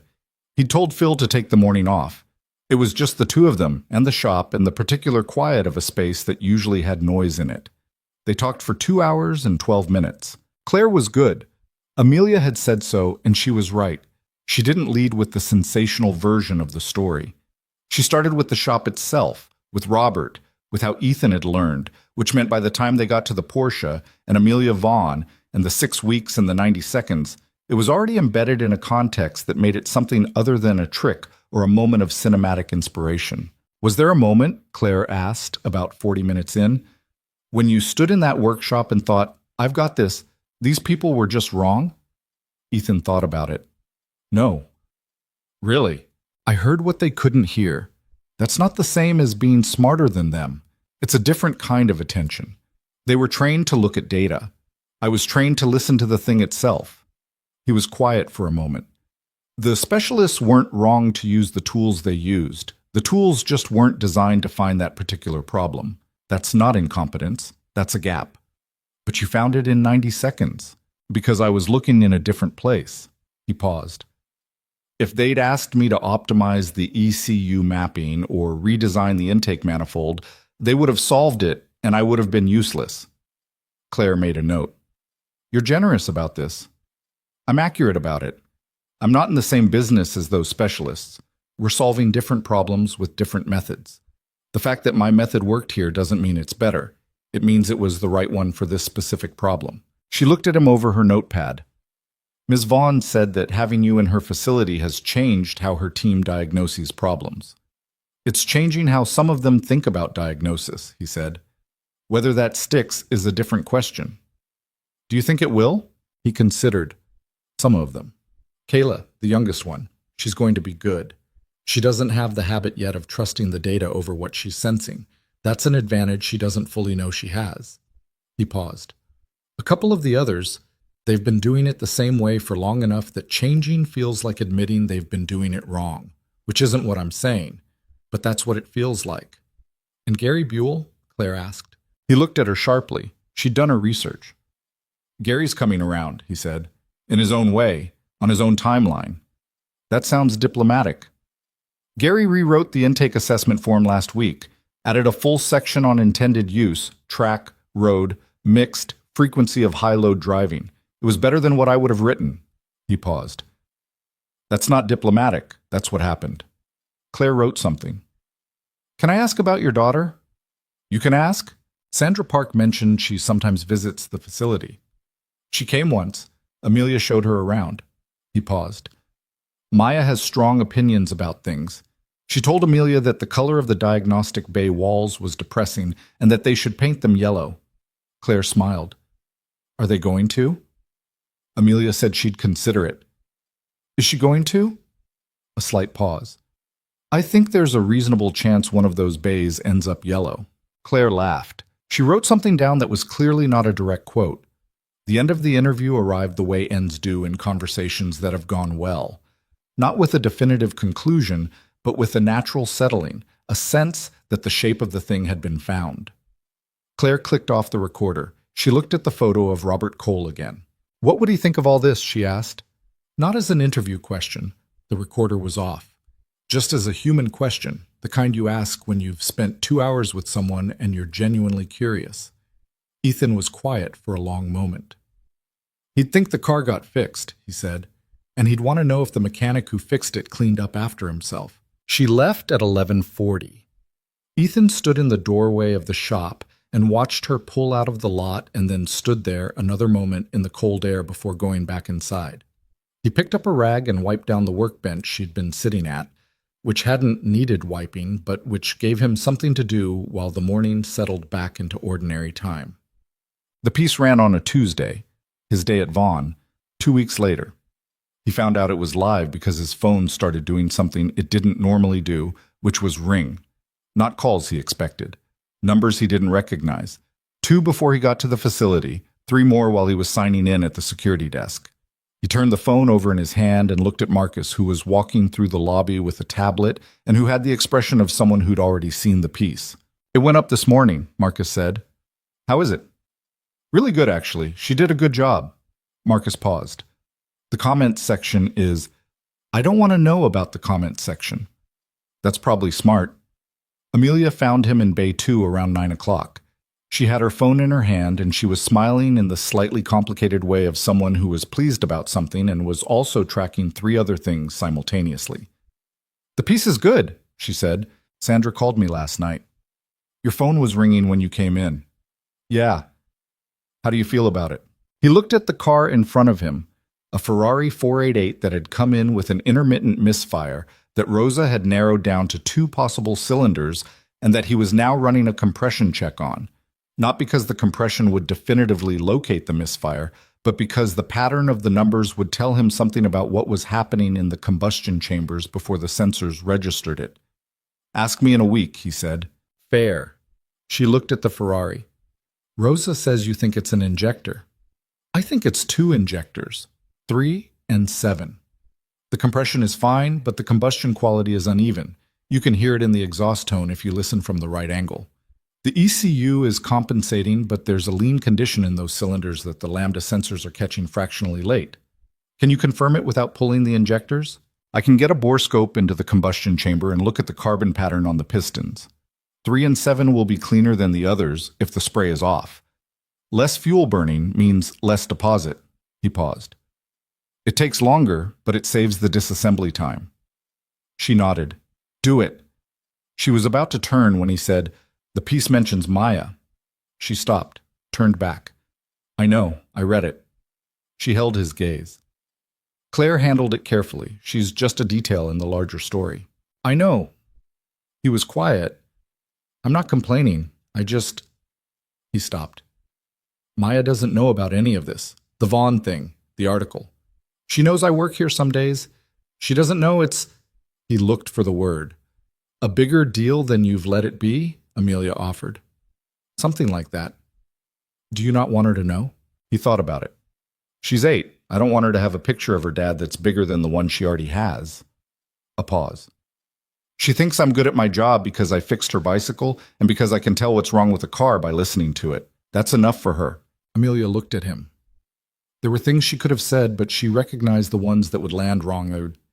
The reassurances, the "you should be proud," because they were all variations on the same mistake, which was to add weight to something he was actively trying to keep light. "Okay," she said. He looked at her. "I'm not going to tell you to feel differently about it," she said. "You get to protect your daughter from whatever you want to protect her from. That's yours."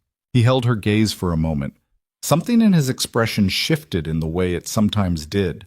That small warming, that fractional drop of the guard. "Thank you," he said. "Go find the injectors," she said. "The client wants it back by Friday." The day Maya came to the facility for the second time was not planned. It was a Thursday afternoon in late March. Not Ethan's day, but he'd come in to do a follow-up on the Ferrari because Rosa had called with a question about the bore scope images, and he'd wanted to see them in person. He'd called Mrs. Adler, who covered Maya's school pickups when he couldn't, and Mrs. Adler had answered with the particular slightly frantic energy of someone who had overcommitted their afternoon. "I can get her by 4:30, she said. "Is that okay? I've got my sister's thing at—" "It's okay," he said. "I'll figure something else out." He called Amelia because at that point, 4 weeks in, she was on his short list of people he could call about logistics, which was itself a change from where they'd started. "Bring her," Amelia said immediately. "She'll be bored." "She'll be fine. We have whiteboard markers." So at 3:05, Ethan picked Maya up from Clifton Elementary in the F-150 and drove to the facility with her in the passenger seat, asking questions with the relentless sequential logic of an 8-year-old who'd been sitting in school all day and had a lot of backed-up curiosity. "Is it the place with the red car?" "Yeah." "Is the red car fixed?" "It's been fixed for a month." "Can I see it?" "Maybe, if it's there." "Is the lady going to be there?" "Probably." "Is she nice?" He thought about the question longer than it might have required. "Yeah, she is." Maya absorbed this with the brief, complete attention that children gave to information that was actually useful to them. "Does she like cars?" "Very much." "She should get a yellow one." "Tell her that." When they arrived, Amelia was already downstairs. Amelia had not, as far as Ethan could tell, changed anything about her afternoon to be downstairs when they arrived. She had simply organized it so that she happened to be in the main workshop area at 3:15, which was not nothing.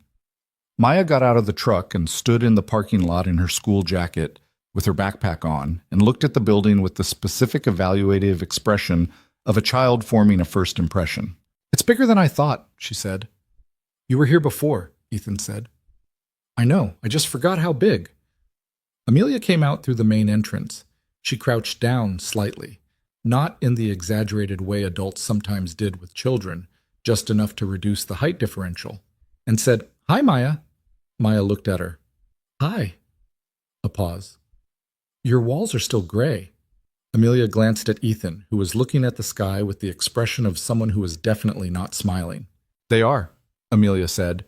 "Do you still think they should be yellow?" "Not all of them," Maya said, reconsidering. "Just one. Yellow's too much if it's everywhere." "Which one?" "The one with the most windows. Yellow looks good with light." Amelia stood back up. "Come inside and show me which one you mean." Maya looked at Ethan. He nodded. She took her backpack off, handed it to him without any ceremony, and walked through the main entrance beside Amelia like she was arriving somewhere she had a previous engagement. He stood in the parking lot for a moment holding her backpack, watching them go. Inside, he could see through the glass facade. Amelia and Maya walking through the main workshop, Maya pointing at things and Amelia responding, and then the two of them stopping at the entrance to the diagnostic wing where Maya turned to look at the wall beside the large north-facing windows and said something he couldn't hear. He went inside. He spent the next 90 minutes with Rosa going over the borescope images from the Ferrari, confirming that cylinders 3 and 7 showed the carbon pattern he'd predicted, which meant 2 injectors replaced rather than a full fuel system teardown. Rosa had already ordered the parts. She'd be done by tomorrow afternoon. "You're going to be out of a job if I keep getting this right before you ask me," Ethan said. Rosa looked at him flatly. "I called you because I already knew you were right. I just wanted you to explain why, so I could explain it to the client." "Fair enough." At 4:45, he found Maya in the small office at the end of the diagnostic wing that nobody used much and that had 2 large whiteboards on the facing walls. She was standing at the left board with a blue marker in her hand, drawing something large and complicated. He stood in the doorway. The drawing he wasn't entirely sure. It had roads and buildings and what might have been trees and what was definitely a car, drawn from the side with a single figure standing next to it. The figure had a toolbox beside it. "What is it?" he asked. "A city," she said without turning around. "I'm not done." "Okay." He leaned against the doorframe and watched her draw. Amelia appeared beside him a moment later, appearing from down the corridor with a cup of coffee that had materialized from somewhere, and they both stood in the doorway watching Maya add a road to her city that curved in an unusual arc toward the right edge of the board. "Spiral Road?"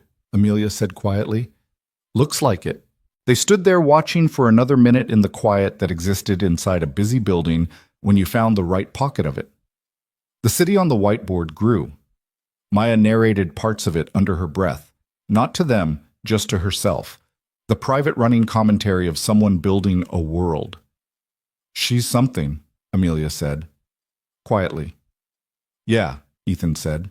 The late afternoon light was coming through the north-facing window at a low angle, the kind of light that made everything it touched look like it was about to become something important. Maya's shadow stretched long across the whiteboard as she drew, and the figure with the toolbox stood in the middle of her city, not going anywhere in particular, just there. The board meeting was on a Wednesday, which meant Ethan was in the building when it happened. Amelia hadn't told him about it specifically. It was a quarterly review, the kind of thing that happened 4 times a year, and that she prepared for with the same contained intensity she brought to most things, except that in the week before a board meeting, she slept slightly less and drank slightly more coffee and had a tendency to stop mid-conversation and look at something in the middle distance for 3 seconds before coming back. Her team knew the signs. They gave her a bit more room in those weeks, not because she asked for it, but because they'd learned. The board of Vaughn Performance Group had 7 members. 4 of them had been with the company since the early investor rounds. People who'd bet on Amelia at 24 and had been right, which gave them a particular brand of confidence in her that was genuine but not unconditional. The other 3 were more recent, brought on as the company scaled, and they had the different temperament of people who'd joined a proven enterprise rather than a gamble. The agenda item that mattered was under the heading Operational Efficiency and Diagnostic Division Performance, which was the kind of neutral language that contained a non-neutral conversation. Amelia sat at the head of the conference table on the 3rd floor, the real conference room, not the small working lunch space she preferred, and walked the board through 6 weeks of diagnostic division metrics: repair completion time, warranty claim rate, customer satisfaction scores, return visits for unresolved issues. Every number was better than the quarter before, not dramatically, not in a way that made the room gasp, but consistently and in the right direction, which in Amelia's experience was worth more than a single dramatic improvement because it suggested the change was structural rather than statistical noise. The warranty claim rate is down 22%, said a board member named Howard Finch, who was 61 and had spent 30 years in private equity and who read numbers the way some people read faces, quickly and looking for what they were trying to hide. That's the biggest single quarter move in that metric since the facility opened. Correct, Amelia said. What changed? She'd been waiting for this question and had two versions of the answer prepared. The version for a board meeting, which was clean and framed in operational language, and the actual version, which was more complicated and more interesting. She'd decided in the elevator on the way up that she was going to give them a version that was closer to the actual one. We brought in an independent specialist with a diagnostic methodology that doesn't rely on electronic systems as the primary source of information, she said. He's embedded in the division 3 days a week, and he's been working directly with the technical staff on how they approach problem identification. The improvement in the warranty rate is partially attributable to better first-time diagnosis accuracy and partially to changes in our intake assessment process. Specifically, how we collect information about intended vehicle use before any technical work begins. Howard looked at her over his glasses. An independent specialist. Ethan Cole. He runs an independent shop in Clifton. He was referred to me by Sandra Park. And his methodology is experiential rather than system-dependent, she said. He diagnoses primarily by sensory observation, sound, vibration, physical response of components, and then uses electronic systems to confirm rather than to lead. It's a different sequence than what most modern shops use, and it catches things that fall into the gap between what sensors are designed to detect. Howard was quiet for a moment. This is the Porsche story. It wasn't a question. The peace and drive and performance had apparently reached Howard's desk, which Amelia had assumed it would. That's where it started, she said, but the division results are the more relevant data. I'm not disputing the results. He set the report down on the table.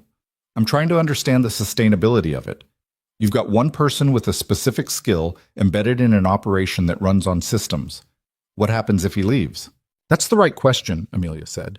The goal is not to be dependent on Ethan Cole indefinitely.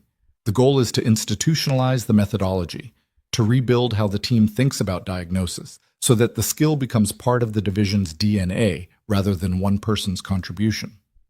How close are you to that? She thought honestly. 3 months ago, I would have said we were nowhere near it. Today, I'd say we have 2 technicians who are genuinely developing the capability and 4 who are partway there. Gary Buell, who is my most experienced technician, has started incorporating sensory observation systematically into his process. He still leads with electronic diagnostics, but he's using physical checks to validate what the screens tell him, which is a meaningful change. And the others? The others are moving at different speeds. This kind of change doesn't happen uniformly. She paused. It's not unlike asking people who learn to navigate with GPS to learn to read a map again. The knowledge was always available. It got deprioritized because the easier tool worked most of the time. Getting people to use both isn't about making the easier tool go away. It's about restoring the habit of paying attention to what the tool can't see. Howard wrote something down. Across the table, a board member named Patricia Cho, who was 53 and had a background in organizational development, and who, in Amelia's experience, asked the questions that looked simple but weren't, said, "Does Ethan Cole want to stay?" Amelia looked at her. "That's not a rhetorical question," Patricia said. "You've described a specialist who has his own business, a specific personal structure around his family, and, based on the magazine piece, a temperament that's not particularly oriented toward institutional settings. What's his incentive to remain embedded in your operation long term?" It was the question Amelia had been sitting with for 3 weeks and hadn't fully answered. "That's a conversation I need to have with him," she said. "But..." She found him at 4:15 after the board meeting let out, and she'd spent 20 minutes in her office, staring at the wall, doing the post-meeting decompression that looked like nothing from the outside, but was actually a significant amount of internal reorganization. He was in Bay 5 with Kayla. They were doing something that looked, from the doorway, like a lesson and a repair simultaneously. Kayla had her hands inside the engine bay of a Lamborghini Huracan that had come in that morning with a cooling system concern, and Ethan was standing slightly back, not helping, watching her work with the particular focused patience of someone who understood that the learning happened in the doing and not the watching. "What do you feel?" he said. Kayla had her left hand on the upper coolant hose and her right on the thermostat housing. Her eyes were closed, which Amelia noticed from the doorway with something that registered as gratitude. 6 weeks ago, no one in this division would have closed their eyes while diagnosing anything. "The flow is inconsistent," Kayla said. There's a slight pulse that's faster than the pump cycle, like something's interrupting it upstream." "Where upstream?" "Before the thermostat. So what does that tell you?" A pause. "The thermostat's not the problem. Something's causing back pressure before it gets there." "Good. Now open your eyes and tell me how you'd confirm it." Kayla opened her eyes. "Pressure test the upper circuit. If there's back pressure, I should see it spike at the point where the restriction is." "Do it." Kayla reached for the pressure gauge kit, and Ethan straightened up and saw Amelia in the doorway.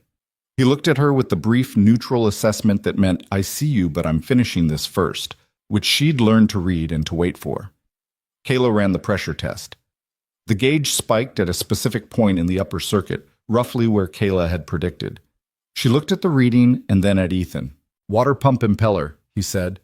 "It's slipping. The pump is turning, but the impeller isn't keeping up. You're getting partial flow. Classic failure mode on this engine design at high mileage. The thermostat reads fine because the issue is upstream, like you said." He paused. "Good diagnosis."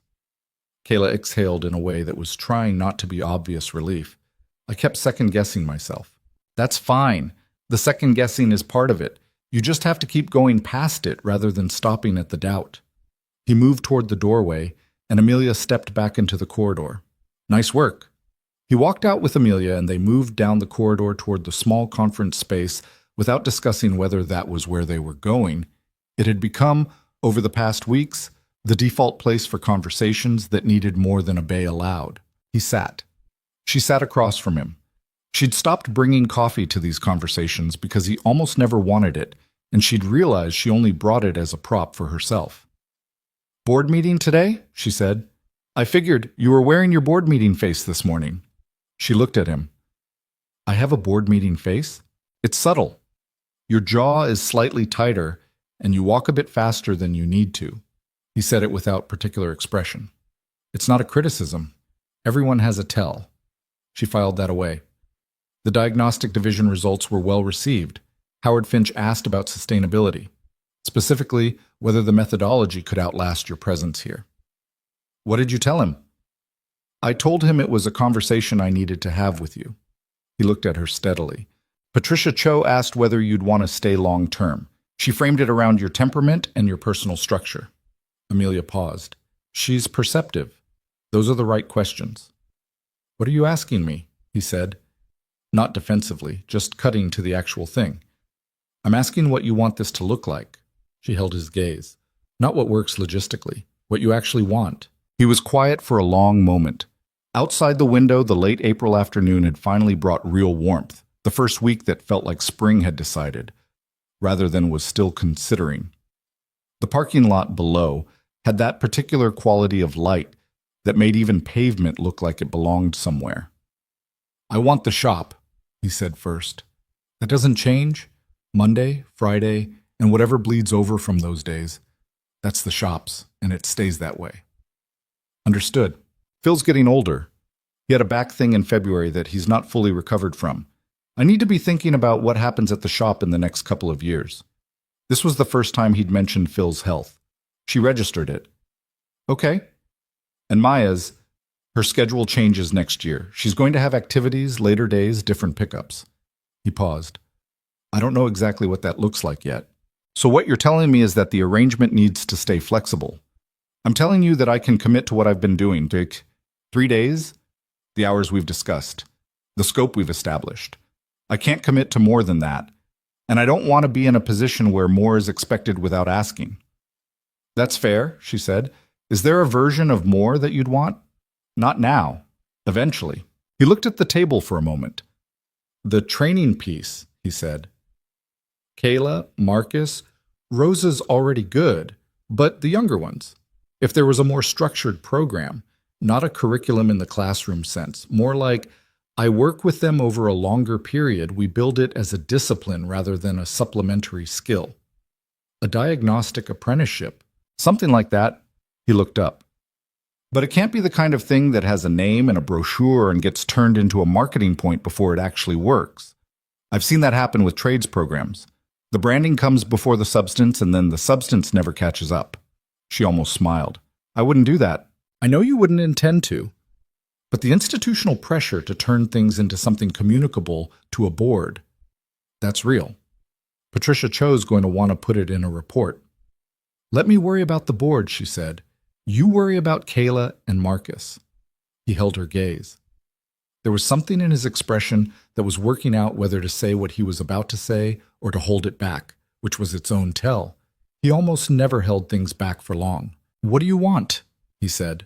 Not the company, you. She didn't answer immediately, which for Amelia was unusual. She was generally quick to assess, quick to respond, quick to move to the next thing. The pause was real. I want the division to actually change, she said. Not the metrics. The actual thing. The way people in that room think about what their job is. I want Gary Buell to, 2 years from now, teach someone else what you've been teaching him. Because it's become so natural to how he works that he doesn't think of it as a different methodology anymore. He just thinks of it as good mechanics. That might happen, Ethan said. Gary's stubborn, but he's proud.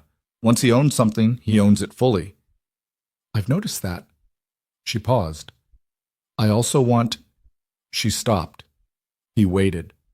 I want this, she said, gesturing at the space between them, which was an unusual gesture for her, imprecise in a way that was slightly out of character. Whatever this is, the thing where someone tells me the true version of something instead of the version they think I want to hear. He looked at her for a moment. Most people in your position pay consultants significant money for that.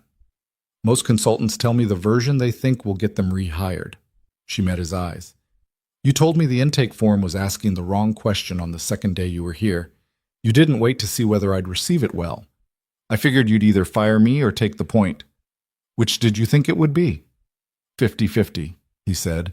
I figured it was worth it either way. Something settled between them in the room that was different from the previous week's conversations. Less provisional, somehow. Less arranged around the shape of what things were professionally and more around the shape of what they were actually. Amelia looked at the window, at the parking lot below with its late April light. Stay, she said, for as long as it makes sense and we keep being honest with each other about when it stops making sense. He was quiet for a moment. That's an unusual employment arrangement. It's an honest one. Yeah, he said. Okay. The crisis came in the second week of May. It came, as crises usually do, from a direction that wasn't the one anyone was watching. Not a client complaint, not a board pressure point, not Gary Buell or the drive and performance fallout, or any of the things that had been actively managed. It came from Phil. Ethan called Amelia at 7:20 on a Tuesday morning. Not his usual check-in. The call had a different quality in the first 2 seconds. She heard it before he said anything, the particular compressed tension of someone who was managing something difficult, and had called her because she was on the list of people he called when he was managing something difficult, which she recognized as the thing it was. Phil had a fall, he said. Last night. He's okay, nothing broken, but he can't work. Doctor says minimum 6 weeks, possibly 8. Ethan, I can't come in today. I need to be at the shop. Of course, don't. I might not be able to come in for a while. I need to figure out what the shop looks like with just me running it. Whether I can hire someone fast enough to cover. She sat down. She was in her car, in the facility parking lot, having arrived at her usual 6:45, and the morning had been entirely ordinary until 45 seconds ago. What do you need? She said. I don't know yet. He sounded tired in a way that wasn't about last night's sleep. I'll know more by end of day. Whatever you need from this end, time, resources, connections to find someone good, tell me. I know. A brief pause. I'm sorry about the timing. Don't apologize for Phil falling down, she said. Call me tonight. He called at 9:30 p.m. Maya was in bed. He was in the kitchen of his apartment in Clifton. She could hear the specific quiet of a home after a child has gone to sleep, which was a particular kind of quiet she'd noticed before when they talked late. Phil's sister lives in Pennsylvania, he said. She's coming up for the first 2 weeks. He's going to be okay. It's just mobility.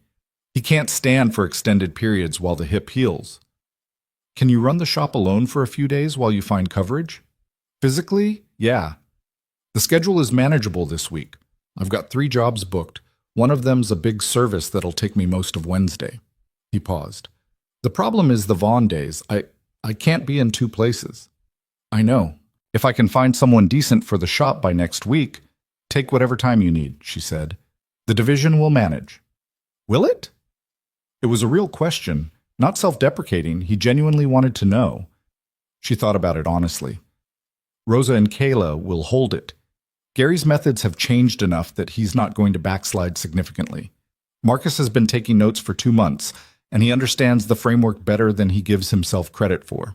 You've been watching them. Constantly. And? They're not you, she said. But they're not who they were 6 weeks ago either. The foundation is there. She paused. I need you to believe that, because you built it. A silence on the line. There's a guy I know, Ethan said finally. He worked at a dealer in Hackensack for 12 years and he's been freelancing for the last 2. Name's Danny Reyes. I've seen him work. He's honest and he's good with his hands. He might be available. Call him first thing tomorrow. If he wants it, refer him to my HR manager for the shop coverage paperwork. You're paying for shop coverage? You're my embedded specialist. Your shop running is part of how my specialist stays available. That's not charity, that's infrastructure. He was quiet for a moment. You know you don't have to... Ethan. She said his name with the particular weight of someone who had considered what they were about to say. I'm not doing you a favor. I'm protecting an arrangement that works for both of us. Let me do that without you arguing about whether you deserve it. Another silence. Longer. Okay, he said. Good. Call Danny Reyes. Danny Reyes was available, as it turned out, because the freelance market in northern New Jersey was not particularly robust in May, and because Ethan cold calling was the kind of call that Danny Reyes had been hoping for since he'd heard the name mentioned twice in 2 separate conversations over the past month. He started at the Clifton shop on Thursday. By Friday afternoon, Ethan had assessed him as competent, reasonably careful, and likely to be reliable without constant supervision. He came back to Vaughn on Tuesday of the following week. The division hadn't collapsed in his absence, as Amelia had said it wouldn't, but the quality of what he walked back into was different in a way he registered immediately. Not worse exactly, but slightly contracted, like a room where the windows hadn't been opened in a week. Kayla had hit a wall on a gearbox issue she'd been working through and had defaulted to waiting rather than pushing further into the problem. Marcus had correctly identified an issue in a BMMW, but had written it up in the diagnostic language of the system report rather than in the plain English Ethan had been pushing him toward, which suggested the instinct wasn't yet deep enough to survive his absence. Gary Buell had apparently had a conversation with a client on the Thursday that Amelia described to Ethan as exactly what I've been trying to get from the whole team for 6 weeks. The client had come in with a car that had a specific sound underload, and Gary had listened to it in the lot before even pulling it into the bay, and had diagnosed the problem before running a single electronic check, and had then confirmed it with the diagnostic equipment and presented the client with a clear explanation of both the problem and the method. The client had left a review that mentioned specifically the mechanic who actually listened to my car. When Ethan heard about it, he found Gary in Bay 1 and said, "Amelia told me about the Thursday client." Gary looked up. He was torquing a wheel nut with the careful precision of someone who no longer relied only on the spec sheet to tell him when something felt right. "Yeah," Gary said. "Good work." Gary held his gaze for a moment. "I've been thinking about what you said. The right question." He paused. "You said it isn't what the system is measuring, it's what it's not measuring." He set the torque wrench down. "I've been asking that question on every car I touched this week. What's happened? Found 2 things I would have missed. One of them would have come back as a warranty claim inside 30 days. He looked at the car in front of him. Probably. Probably, Ethan agreed. Don't make it a bigger thing than it is, Gary said. I wasn't going to, Ethan said. Gary picked up the torque wrench again. Ethan left the bay. What? The evening it shifted, and there was an evening, a specific one, where something between Ethan and Amelia moved from one category into another without being named. It was a Thursday in mid-May that Amelia would later have difficulty reconstructing in its full sequence, but that she remembered clearly in its emotional shape. She'd worked late, not unusually. She often worked until 7 or 7:30, the kind of hours that come naturally when you own something, and the line between work and the rest of your life has been blurry so long it's not really a line anymore. Ethan had also stayed late, which was unusual for a non-Vaughn day. He'd come in at 3 p.m. to look at something Rosa had flagged, and had still been in Bay 3 at 6:45 when she came downstairs to get something from the ground floor. The facility was mostly empty. The last technician had left at 6:15. The cleaning crew wouldn't come until 9. The workshop had the particular quality of spaces that are designed for noise and activity and are currently hosting neither. She found him in Bay 3 with the engine of a 911 GT3RS open and a standing work light illuminating the engine bay, sitting on a stool with his forearms on his knees, doing what she recognized now as his thinking position. The slight forward lean, the unfocused gaze, the posture of someone whose body had been put in standby while the mind ran. She stood in the doorway of the bay. "You're still here," she said. He looked up. "So are you." "I'm always here. You don't have to be." "The cam timing is off on cylinder 7, he said. "I'm trying to decide whether it's the chain tensioner or whether someone adjusted the cam at the previous service without documenting it." "Rosa's problem can wait until—" "I know. I'm not staying because of Rosa's problem." He looked at her. "I'm staying because this is where I ended up at 6 o'clock, and there's nowhere else I need to be until 8. She walked into the bay and leaned against the workbench across from him, arms crossed, the work light between them. The engine of the GT3RS sat open, all its mechanics exposed, the kind of visibility you only got when something was wrong and you needed to see everything. "Phil's doing better," he said. "Got a text from his sister this afternoon. He's walking short distances." "Good. Danny Reyes is working out, slower than Phil, but thorough. He doesn't improvise, which in a new situation is probably the better trait." "Yeah." They were quiet for a moment. The building made its small sounds around them. The HVAC cycling down for the evening, a distant click from somewhere in the structure. "Can I ask you something?" Ethan said. "You can always ask me something. When was the last time you drove the Porsche?" "For yourself." "Not a test drive. Not to verify something. Just drove it." She thought about it, actually thought about it, which told her something. "I don't know," she said. "Weeks." "Why not?" "Because once the problem was fixed, it just became a car I owned. The interesting part was the problem." He looked at her. "That's a little sad." "Is it? You spent 6 weeks trying to fix a thing that mattered to you. Then it got fixed and you put it away." He paused. "The car was never just the car." She looked at the open engine across from her, at all the components visible and accountable, nothing hidden, everything doing its specific necessary thing. "What was it?" she asked. "Something you built that wasn't behaving the way it should," he said. "Something you knew was wrong even when everyone around you said it wasn't." He paused. "That's not about the car." She held his gaze. The work light between them threw everything in strong relief, the kind of light that didn't hide anything. "When did you get so good at reading people?" she said. "I grew up watching my father read engines," he said. "The principle is the same. You look at what's actually there instead of what you expect to find." She was quiet for a long moment. Then she said, "I drove it once after you fixed it, that first day. I took it past 8,000 revolutions per minute in an empty lot at 6 in the morning before anyone else was here." A pause. "It was perfect. The sound was exactly what it was supposed to be." "Good." "I sat in the lot afterward for about 10 minutes. What were you thinking about?"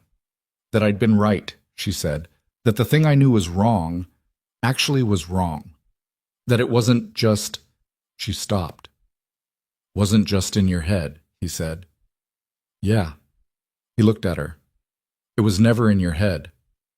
She said nothing, because there was nothing to add to that, and they were both the kind of people who understood when something had been fully said. After another minute, he stood up and looked at the GT3RS engine and said, "The chain tensioner. I can hear it rattle faintly when the engine's cold. The cam timing drift is a symptom, not the cause." He picked up the work light and adjusted its angle. "I'll tell Rosa in the morning." "Thank you," she said. He looked at her. "For the engine?" "For staying," she said.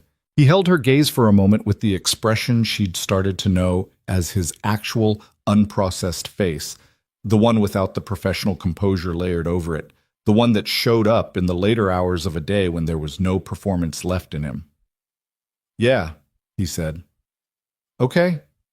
They closed up the bay together, the way two people do when they've arrived at the end of something and the ending was good. Outside in the parking lot, the May evening was warm enough to stand in without a jacket. Ethan's truck was the only vehicle left besides hers. They stood for a moment in the light from the facility entrance, not prolonging it, not rushing it either. "Drive the Porsche this weekend," he said. "Not to test anything. Just drive it." She looked at him. "Is that an order?" "It's a recommendation." A pause.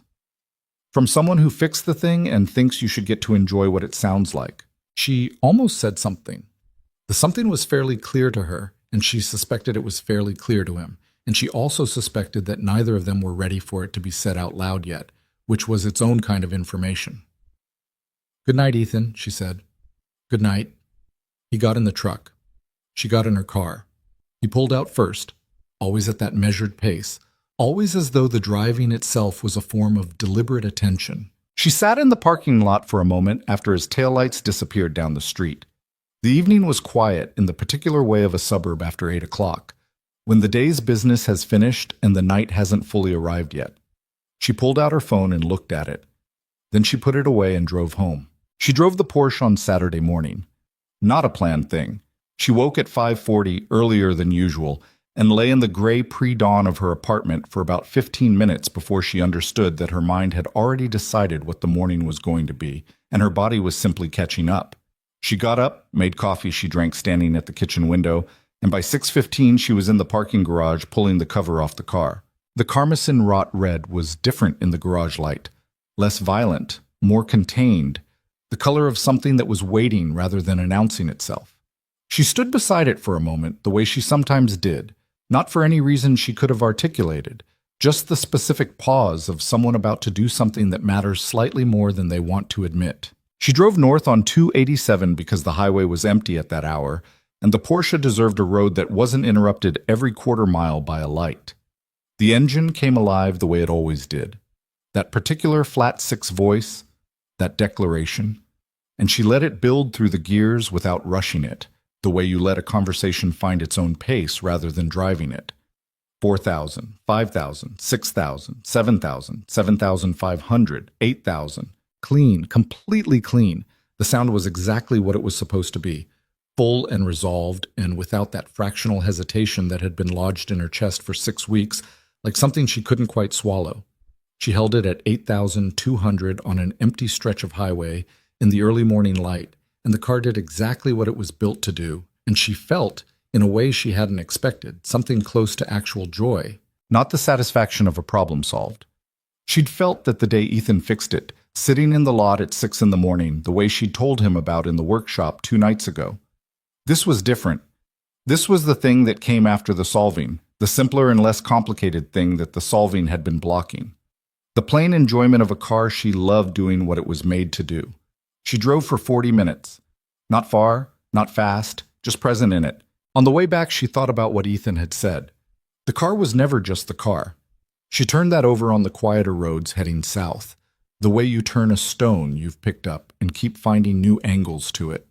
He was right, as he was right about most things he said, not because he was unusually wise, but because he paid the kind of attention that most people didn't, the same attention he gave to a misfiring engine or a loose clamp or the carbon pattern on a combustion chamber piston. He looked at what was actually there. What had actually been there 6 weeks ago when the Porsche was wrong was a woman who had built an empire partly on the principle that her instincts were worth trusting, who had spent those 6 weeks being told, carefully and expensively, that her instincts were wrong, and who had needed, though she wouldn't have used that word at the time.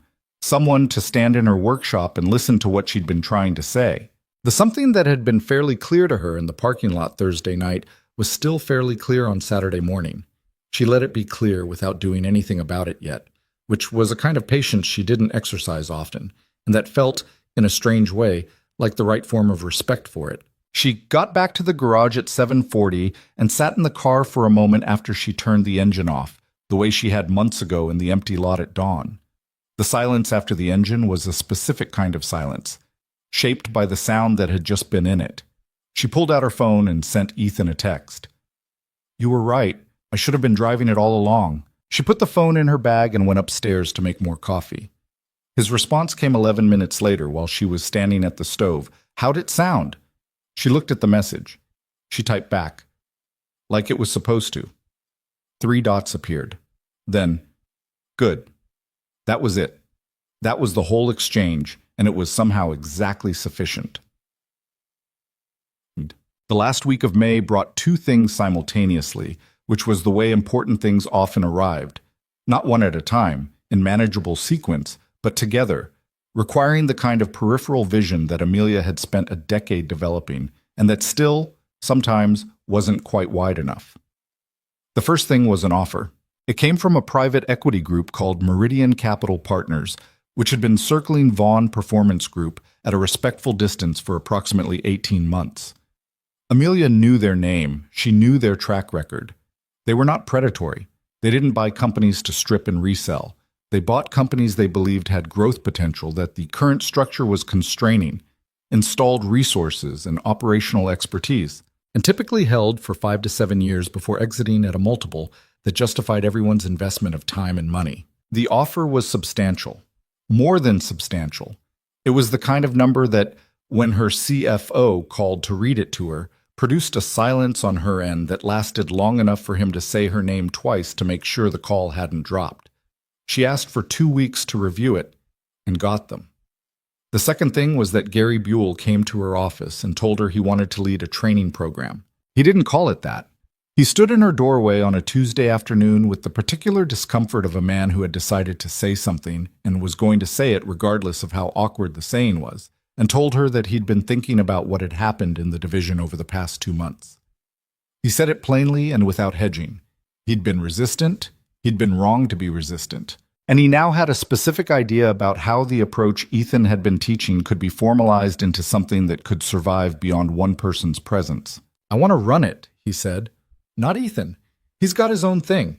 But I've got 17 years in this industry, and I understand now what I didn't understand 2 months ago, and I think I can teach it to new technicians in a way that sticks."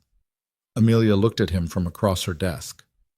"What would it look like?" she said. "First 30 days for any new technician. No electronic diagnostics. They work alongside someone experienced, me, Rosa, whoever, and they use their hands and ears and eyes only. Structured exercises. Compression tests by feel before by gauge. Identifying sounds in isolation. Vibration mapping." He paused. "After 30 days, they get the full toolkit, but by then they understand what the toolkit is for. Confirmation, not revelation."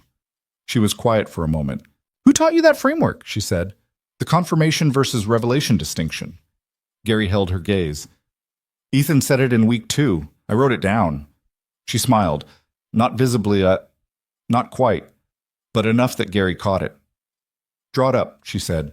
"A 1-page outline. Have it on my desk by end of week." Gary nodded once and left. She watched him go and then turned to her window and looked at the parking lot below where the May sunlight was doing the thing it did in late afternoons, turning everything a shade warmer than it actually was. 2 things at once. She sat with both of them. She told Ethan about the Meridian offer on a Wednesday, in the small conference room that had become theirs, in the sense that a place becomes associated with the conversations that have happened in it. She put the offer letter on the table between them. Not the full document, the summary page, with the number at the bottom. He looked at it. She watched him look at it. His expression was careful, which for Ethan was unusual. He wasn't typically careful with expressions. He was typically just whatever he was. "That's a significant number," he said. "Yes." "What are you going to do?" "I don't know yet. That's why I'm telling you." He looked at her. "Why are you telling me?" It was a genuine question, not challenging, actually curious the way he was curious about things that were outside his expected frame. Because you're the person I tell things to now, she said.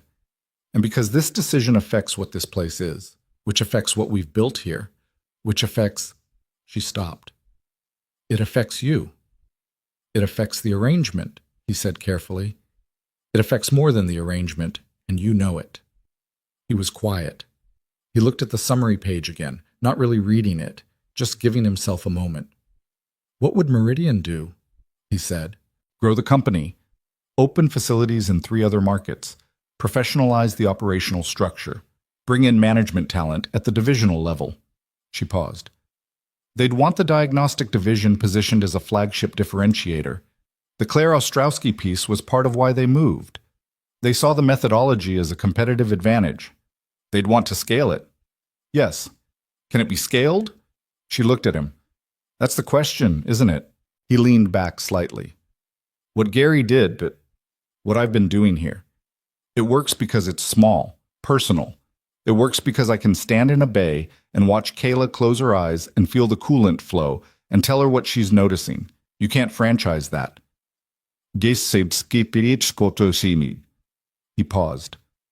If you open 3 facilities and try to import this methodology as a branded program, you'll get the shape of it without the substance. You'll have technicians who know the vocabulary and do the 30-day protocol and still default to the screen the moment something difficult comes up. Is that inevitable? Not inevitable, but likely, unless the people who understand it deeply are the ones building it in each new place. He looked at her. Do you have those people? She was honest. I have 2, Kayla and Rosa. Gary's getting there. That's not enough for 3 facilities. No. She folded her hands on the table. So the question is whether the growth is worth what it costs. That's a question only you can answer. I know. I'm not asking you to answer it. I'm asking you to help me think through it. He was quiet for a long moment. The facility hummed around them. What did you build this for? He said. What? The company. 10 years ago, when you were buying out that shop in Philadelphia, what were you trying to build? She thought about it. Not the official version, not the narrative she'd told investors and journalists, the actual version. Something that was better, she said. At the thing it claimed to do. Something that actually understood the machines it worked on, not just processed them. Has it become that? A pause. Parts of it. It's closer than it was. Would it stay that if it tripled in size in 2 years? She didn't answer. I'm not telling you to turn down the offer, he said. I'm not in a position to tell you that, and it's not my decision. But if you take it and lose the thing that made it worth building... He stopped. That's a real cost. It doesn't show up on the summary page. She looked at the number at the bottom of the summary page. It was a real number. It represented security and reach and the ability to do things at a scale that her current structure couldn't support. It was the kind of number that would change the material facts of her life in ways that were not small. If I don't take it, she said slowly, the company stays what it is, which is something I'm proud of, but which has a ceiling. Every good thing has a ceiling, Ethan said. The question is whether the ceiling is the problem or the scale is. She looked at him. When did you become a business strategist? I'm not. I'm a mechanic telling you that adding more cylinders to an engine that runs well isn't always the right answer. A pause. Sometimes the engine's already doing what it was designed to do. And sometimes it's built for more than it's currently doing, she said. Yeah. He held her gaze. That's why it's not my decision. She took 3 days. Not the full 2 weeks. She took Thursday, Friday, and the weekend. 4 days in which she reviewed the offer document in full, spoke with her CFO and her original 4 board members individually rather than collectively, and drove the Porsche twice more because she'd started doing that again, and the driving was where she thought most clearly. On Sunday evening, she made the decision. Not at her desk, not in the conference room. She made it sitting on the floor of her apartment with the offer document spread out in front of her and the specific stillness of a Sunday night that had the quality of finality to it. She was going to negotiate, not accept and not decline. She was going to go back to Meridian with a counterstructure, one that accepted their capital and their operational resources and their growth ambition, but built in specific protections for the methodology, the people, and the pace of expansion. She would ask for a slower rollout.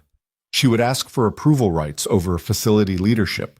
She would ask for a clause that made Gary Buell's training program a non-negotiable element of every new location. They would probably say no to some of it, maybe most of it, but she'd know, based on what they agreed to, whether the company they wanted to build was the one she was willing to hand them. She called her CFO on Sunday night and told him the outline. He was quiet for a moment and then said, "That's going to be a hard negotiation." "I know." "Are you prepared for them to walk?" "If they walk because I asked for those protections, then the answer is yes." Another silence. "Okay," he said. "I'll have the counter framework ready by Tuesday morning." She put the phone down. Then she picked it up again and called Ethan. It was 9:15. He answered on the third ring, which she'd learned meant Maya was probably asleep, and he was doing whatever he did in the evenings when the day had been put away. She didn't know exactly what that was, and realized she was curious about it in a way that was separate from anything professional. "I decided," she said. "Tell me." She told him. The counter structure, the protections, the willingness to let them walk. He was quiet for a moment when she finished. "Gary's program is in the clause," he said. "Non-negotiable." "Gary's going to hate knowing that." "Gary's never going to know it was specifically named." A pause. "Are you okay with it?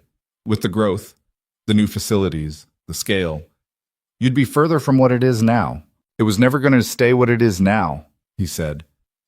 "Things change. The question is whether they change toward something or away from it." He paused. "What you just described, that's toward something." She was quiet for a moment. Outside her apartment window, the city was doing its Sunday night thing, reduced and amber lit, the specific character of a city reminding itself that Monday was coming. "Ethan," she said. "Yeah." "The Thursday night, in the parking lot, when you said goodnight." A pause. Not a confused pause, a knowing one. "Yeah," he said. "I've been thinking about it." "I know, so have I."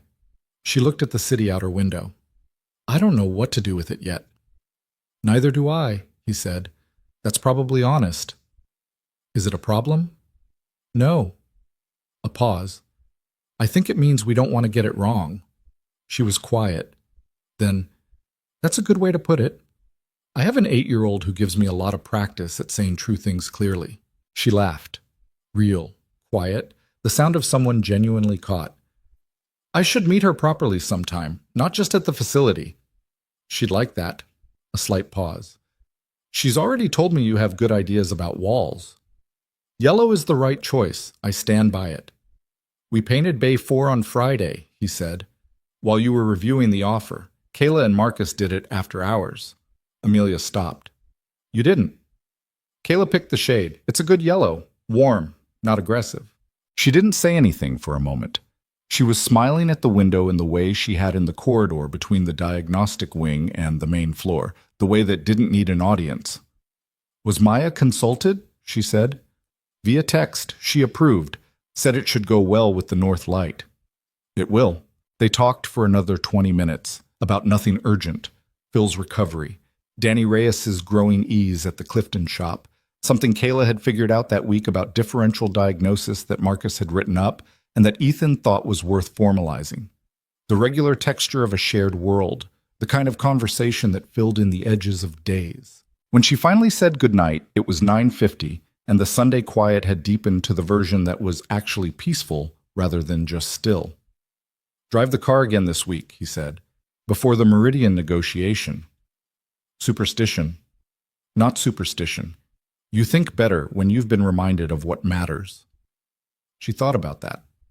"How do you know driving the car reminds me of what matters?" "Because your face is different after," he said simply. "It has been both times." She held the phone for a moment after they'd hung up. The offer document was still spread on her floor, covered in her notes. The counter framework was going to be ready Tuesday. The negotiation was going to be difficult and might not work, and she was at peace with that in a way she hadn't been at peace with much lately. She gathered the papers and put them on the kitchen table where they'd be ready in the morning, and went to bed at a reasonable hour for the first time in 2 weeks. But The negotiation with Meridian took 11 days. It was not easy. Thomas Breck, the Meridian partner who led the discussions, was a good negotiator in the way that people who've done it professionally for 20 years are good. Not aggressive, not theatrical, just patient and precise, and with a very clear sense of which concessions cost them something real and which ones were performance. He pushed back on the training program clause. He said it was operationally constraining and that new facility leadership needed flexibility in their first-year rollout. Amelia said the training program was a structural element of the methodology that had produced the results Meridian had valued in their assessment, and that removing it was equivalent to licensing a recipe and then removing the key ingredient on the grounds that it was inconvenient to source. Breck was quiet for a moment after that. Then he said, "The recipe argument is actually solid. I know. We'll keep the program clause. Modified timeline for full implementation. 18 months from opening rather than day one. 12 months. 15. 12, she said, with a 6-month grace period for facilities that can demonstrate an enrollment pipeline." He looked at her. "You've done this before. I bought a company at 25, she said. I've done this a few times." The clause stayed at 12 months. The approval rights on facility leadership were harder. Meridian's standard structure gave them operational authority below the executive level, and they weren't willing to give that up entirely. They settled on a joint approval process for senior technical leadership. Amelia had input, Meridian had final say, but either party could trigger a formal review if they felt the choice was wrong. It wasn't everything she'd asked for, but it was the shape of something she could live with. She signed on a Tuesday morning, which meant Ethan was in the building when she did it. She didn't make an announcement. She didn't call the team together or send a company-wide email. She signed the documents in her office with her CFO and Meridian's lawyer and Thomas Breck, and then she walked downstairs to the diagnostic wing. It was 10:30. Bay 4, the yellow bay, warm-toned and specific in the north morning light, exactly as Maya had predicted, had a BMW M3 in it. Kayla was running a compression check, her hand resting on the valve cover with her eyes half closed, and Marcus was at the adjacent workbench writing up notes from the previous car with the plain, factual language Ethan had been pushing him toward, and that had finally become natural to him. Gary was in Bay 1, working in the deliberate, attentive way that was now simply how Gary worked, the transition so complete that it was hard to remember the defensive man who had narrowed the space with carts and tool chests to protect his territory. Rosa was in the clean room, which she called the clean room still, running a thermal imaging scan on an electrical system issue that had resisted everything else. She'd been at it since 8, and she had the focused patience of someone who trusted that the answer was in there, and that patience was the right instrument for finding it. Ethan was in Bay 3. He had the GT3RS that Rosa had originally flagged, the one with the cam timing drift from the chain tensioner back in for a follow-up after the repair. Just a 20-minute check, making sure the timing had stabilized across operating temperature. He was standing beside it with the engine running, not touching anything, just listening. Amelia stood at the entrance to the diagnostic wing. She watched him for a moment. The engine of the GT3RS filled the bay with its specific sound, and Ethan stood in it with his particular stillness, present in the way he was always present, completely, without partition, without the divided attention that most people brought to most things. The engine ran clean. She could hear it from where she stood, and she knew what clean sounded like now in a way she hadn't known 3 months ago, or at least knew it differently, not just as the absence of the wrong thing, but as the presence of the right one. He heard her approach the way he usually did, without turning, and turned when she was a few feet away. "How'd it go?" he said. He meant the signing. He knew it was today. "Done," she said. He looked at her. "You okay with it?" "Yeah, I am." He nodded once. "Gary's program is in the clause," she said. "Non-negotiable. Every new facility, 12 months from opening." Something moved in his expression. Gary's going to keep thinking he came up with it on his own. He did come up with it on his own. I just made sure it survived the negotiation. He was quiet for a moment, then, "Your father would have respected that." She looked at him. It was the first time he'd mentioned her father, which she realized with a small start she'd never talked about much. But she'd mentioned the auto parts business once, briefly, and the truck with 140,000 miles, and apparently he'd filed it. He was a practical man, she said. He would have said I paid too much attention to the methodology clause and not enough to the earnout structure. Was he right? Probably. She paused. But the earnout is about money. The methodology is about what the money was for. Ethan looked at the GT3RS. My father used to say that the most expensive repairs were the ones people put off. You always paid more in the end. What was he talking about? Cars or something else? Mostly cars, Ethan said. But he used to apply it broadly. She looked at him. The engine of the GT3RS ticked quietly through its cooldown. In Bay 4, Kayla had finished the compression check and was running the borescope, her movements now carrying that easy confidence that came from having done something enough times to stop being afraid of getting it wrong. I need to tell you something, Amelia said. He looked at her with the attentive expression, not braced, just present. The thing I said in the parking lot on Thursday night. The thing that was fairly clear that I didn't say. Yeah. I think I want to say it now. He waited. She looked at him directly in the way she'd learned to do, not as a business decision, not with the professional composure she kept on for most things, but with the actual face, the one that showed up when she was being honest without armor. I don't know what this is yet, she said, and I'm not asking you to know either, but I'd rather be in the position of figuring it out than in the position of being careful enough that I never have to. He was quiet for a moment. The workshop moved around them. The ordinary sounds of work, the small, satisfying noises of a place doing what it was built for. Maya's got a school thing in 2 weeks, he said. She's been working on a project about how cities are designed. She asked me last week if the lady with the good wall ideas wanted to come see it. Amelia looked at him. She asked you that? She said, and I'm quoting, "Does your work friend know about cities?" And I said probably, and she said she should come. She called me your work friend. She's 8. Her categories are still developing. Something warm moved through Amelia's chest. She let it. I'd like to come, she said. Okay. Tell her yes from me. I will. They stood for a moment in the ordinary noise of the diagnostic wing, in the bay beside the cooling GT3RS, in the building that was hers, and that was about to become something larger while staying. She'd made sure of that, had written it into the clause. Specifically, permanently itself.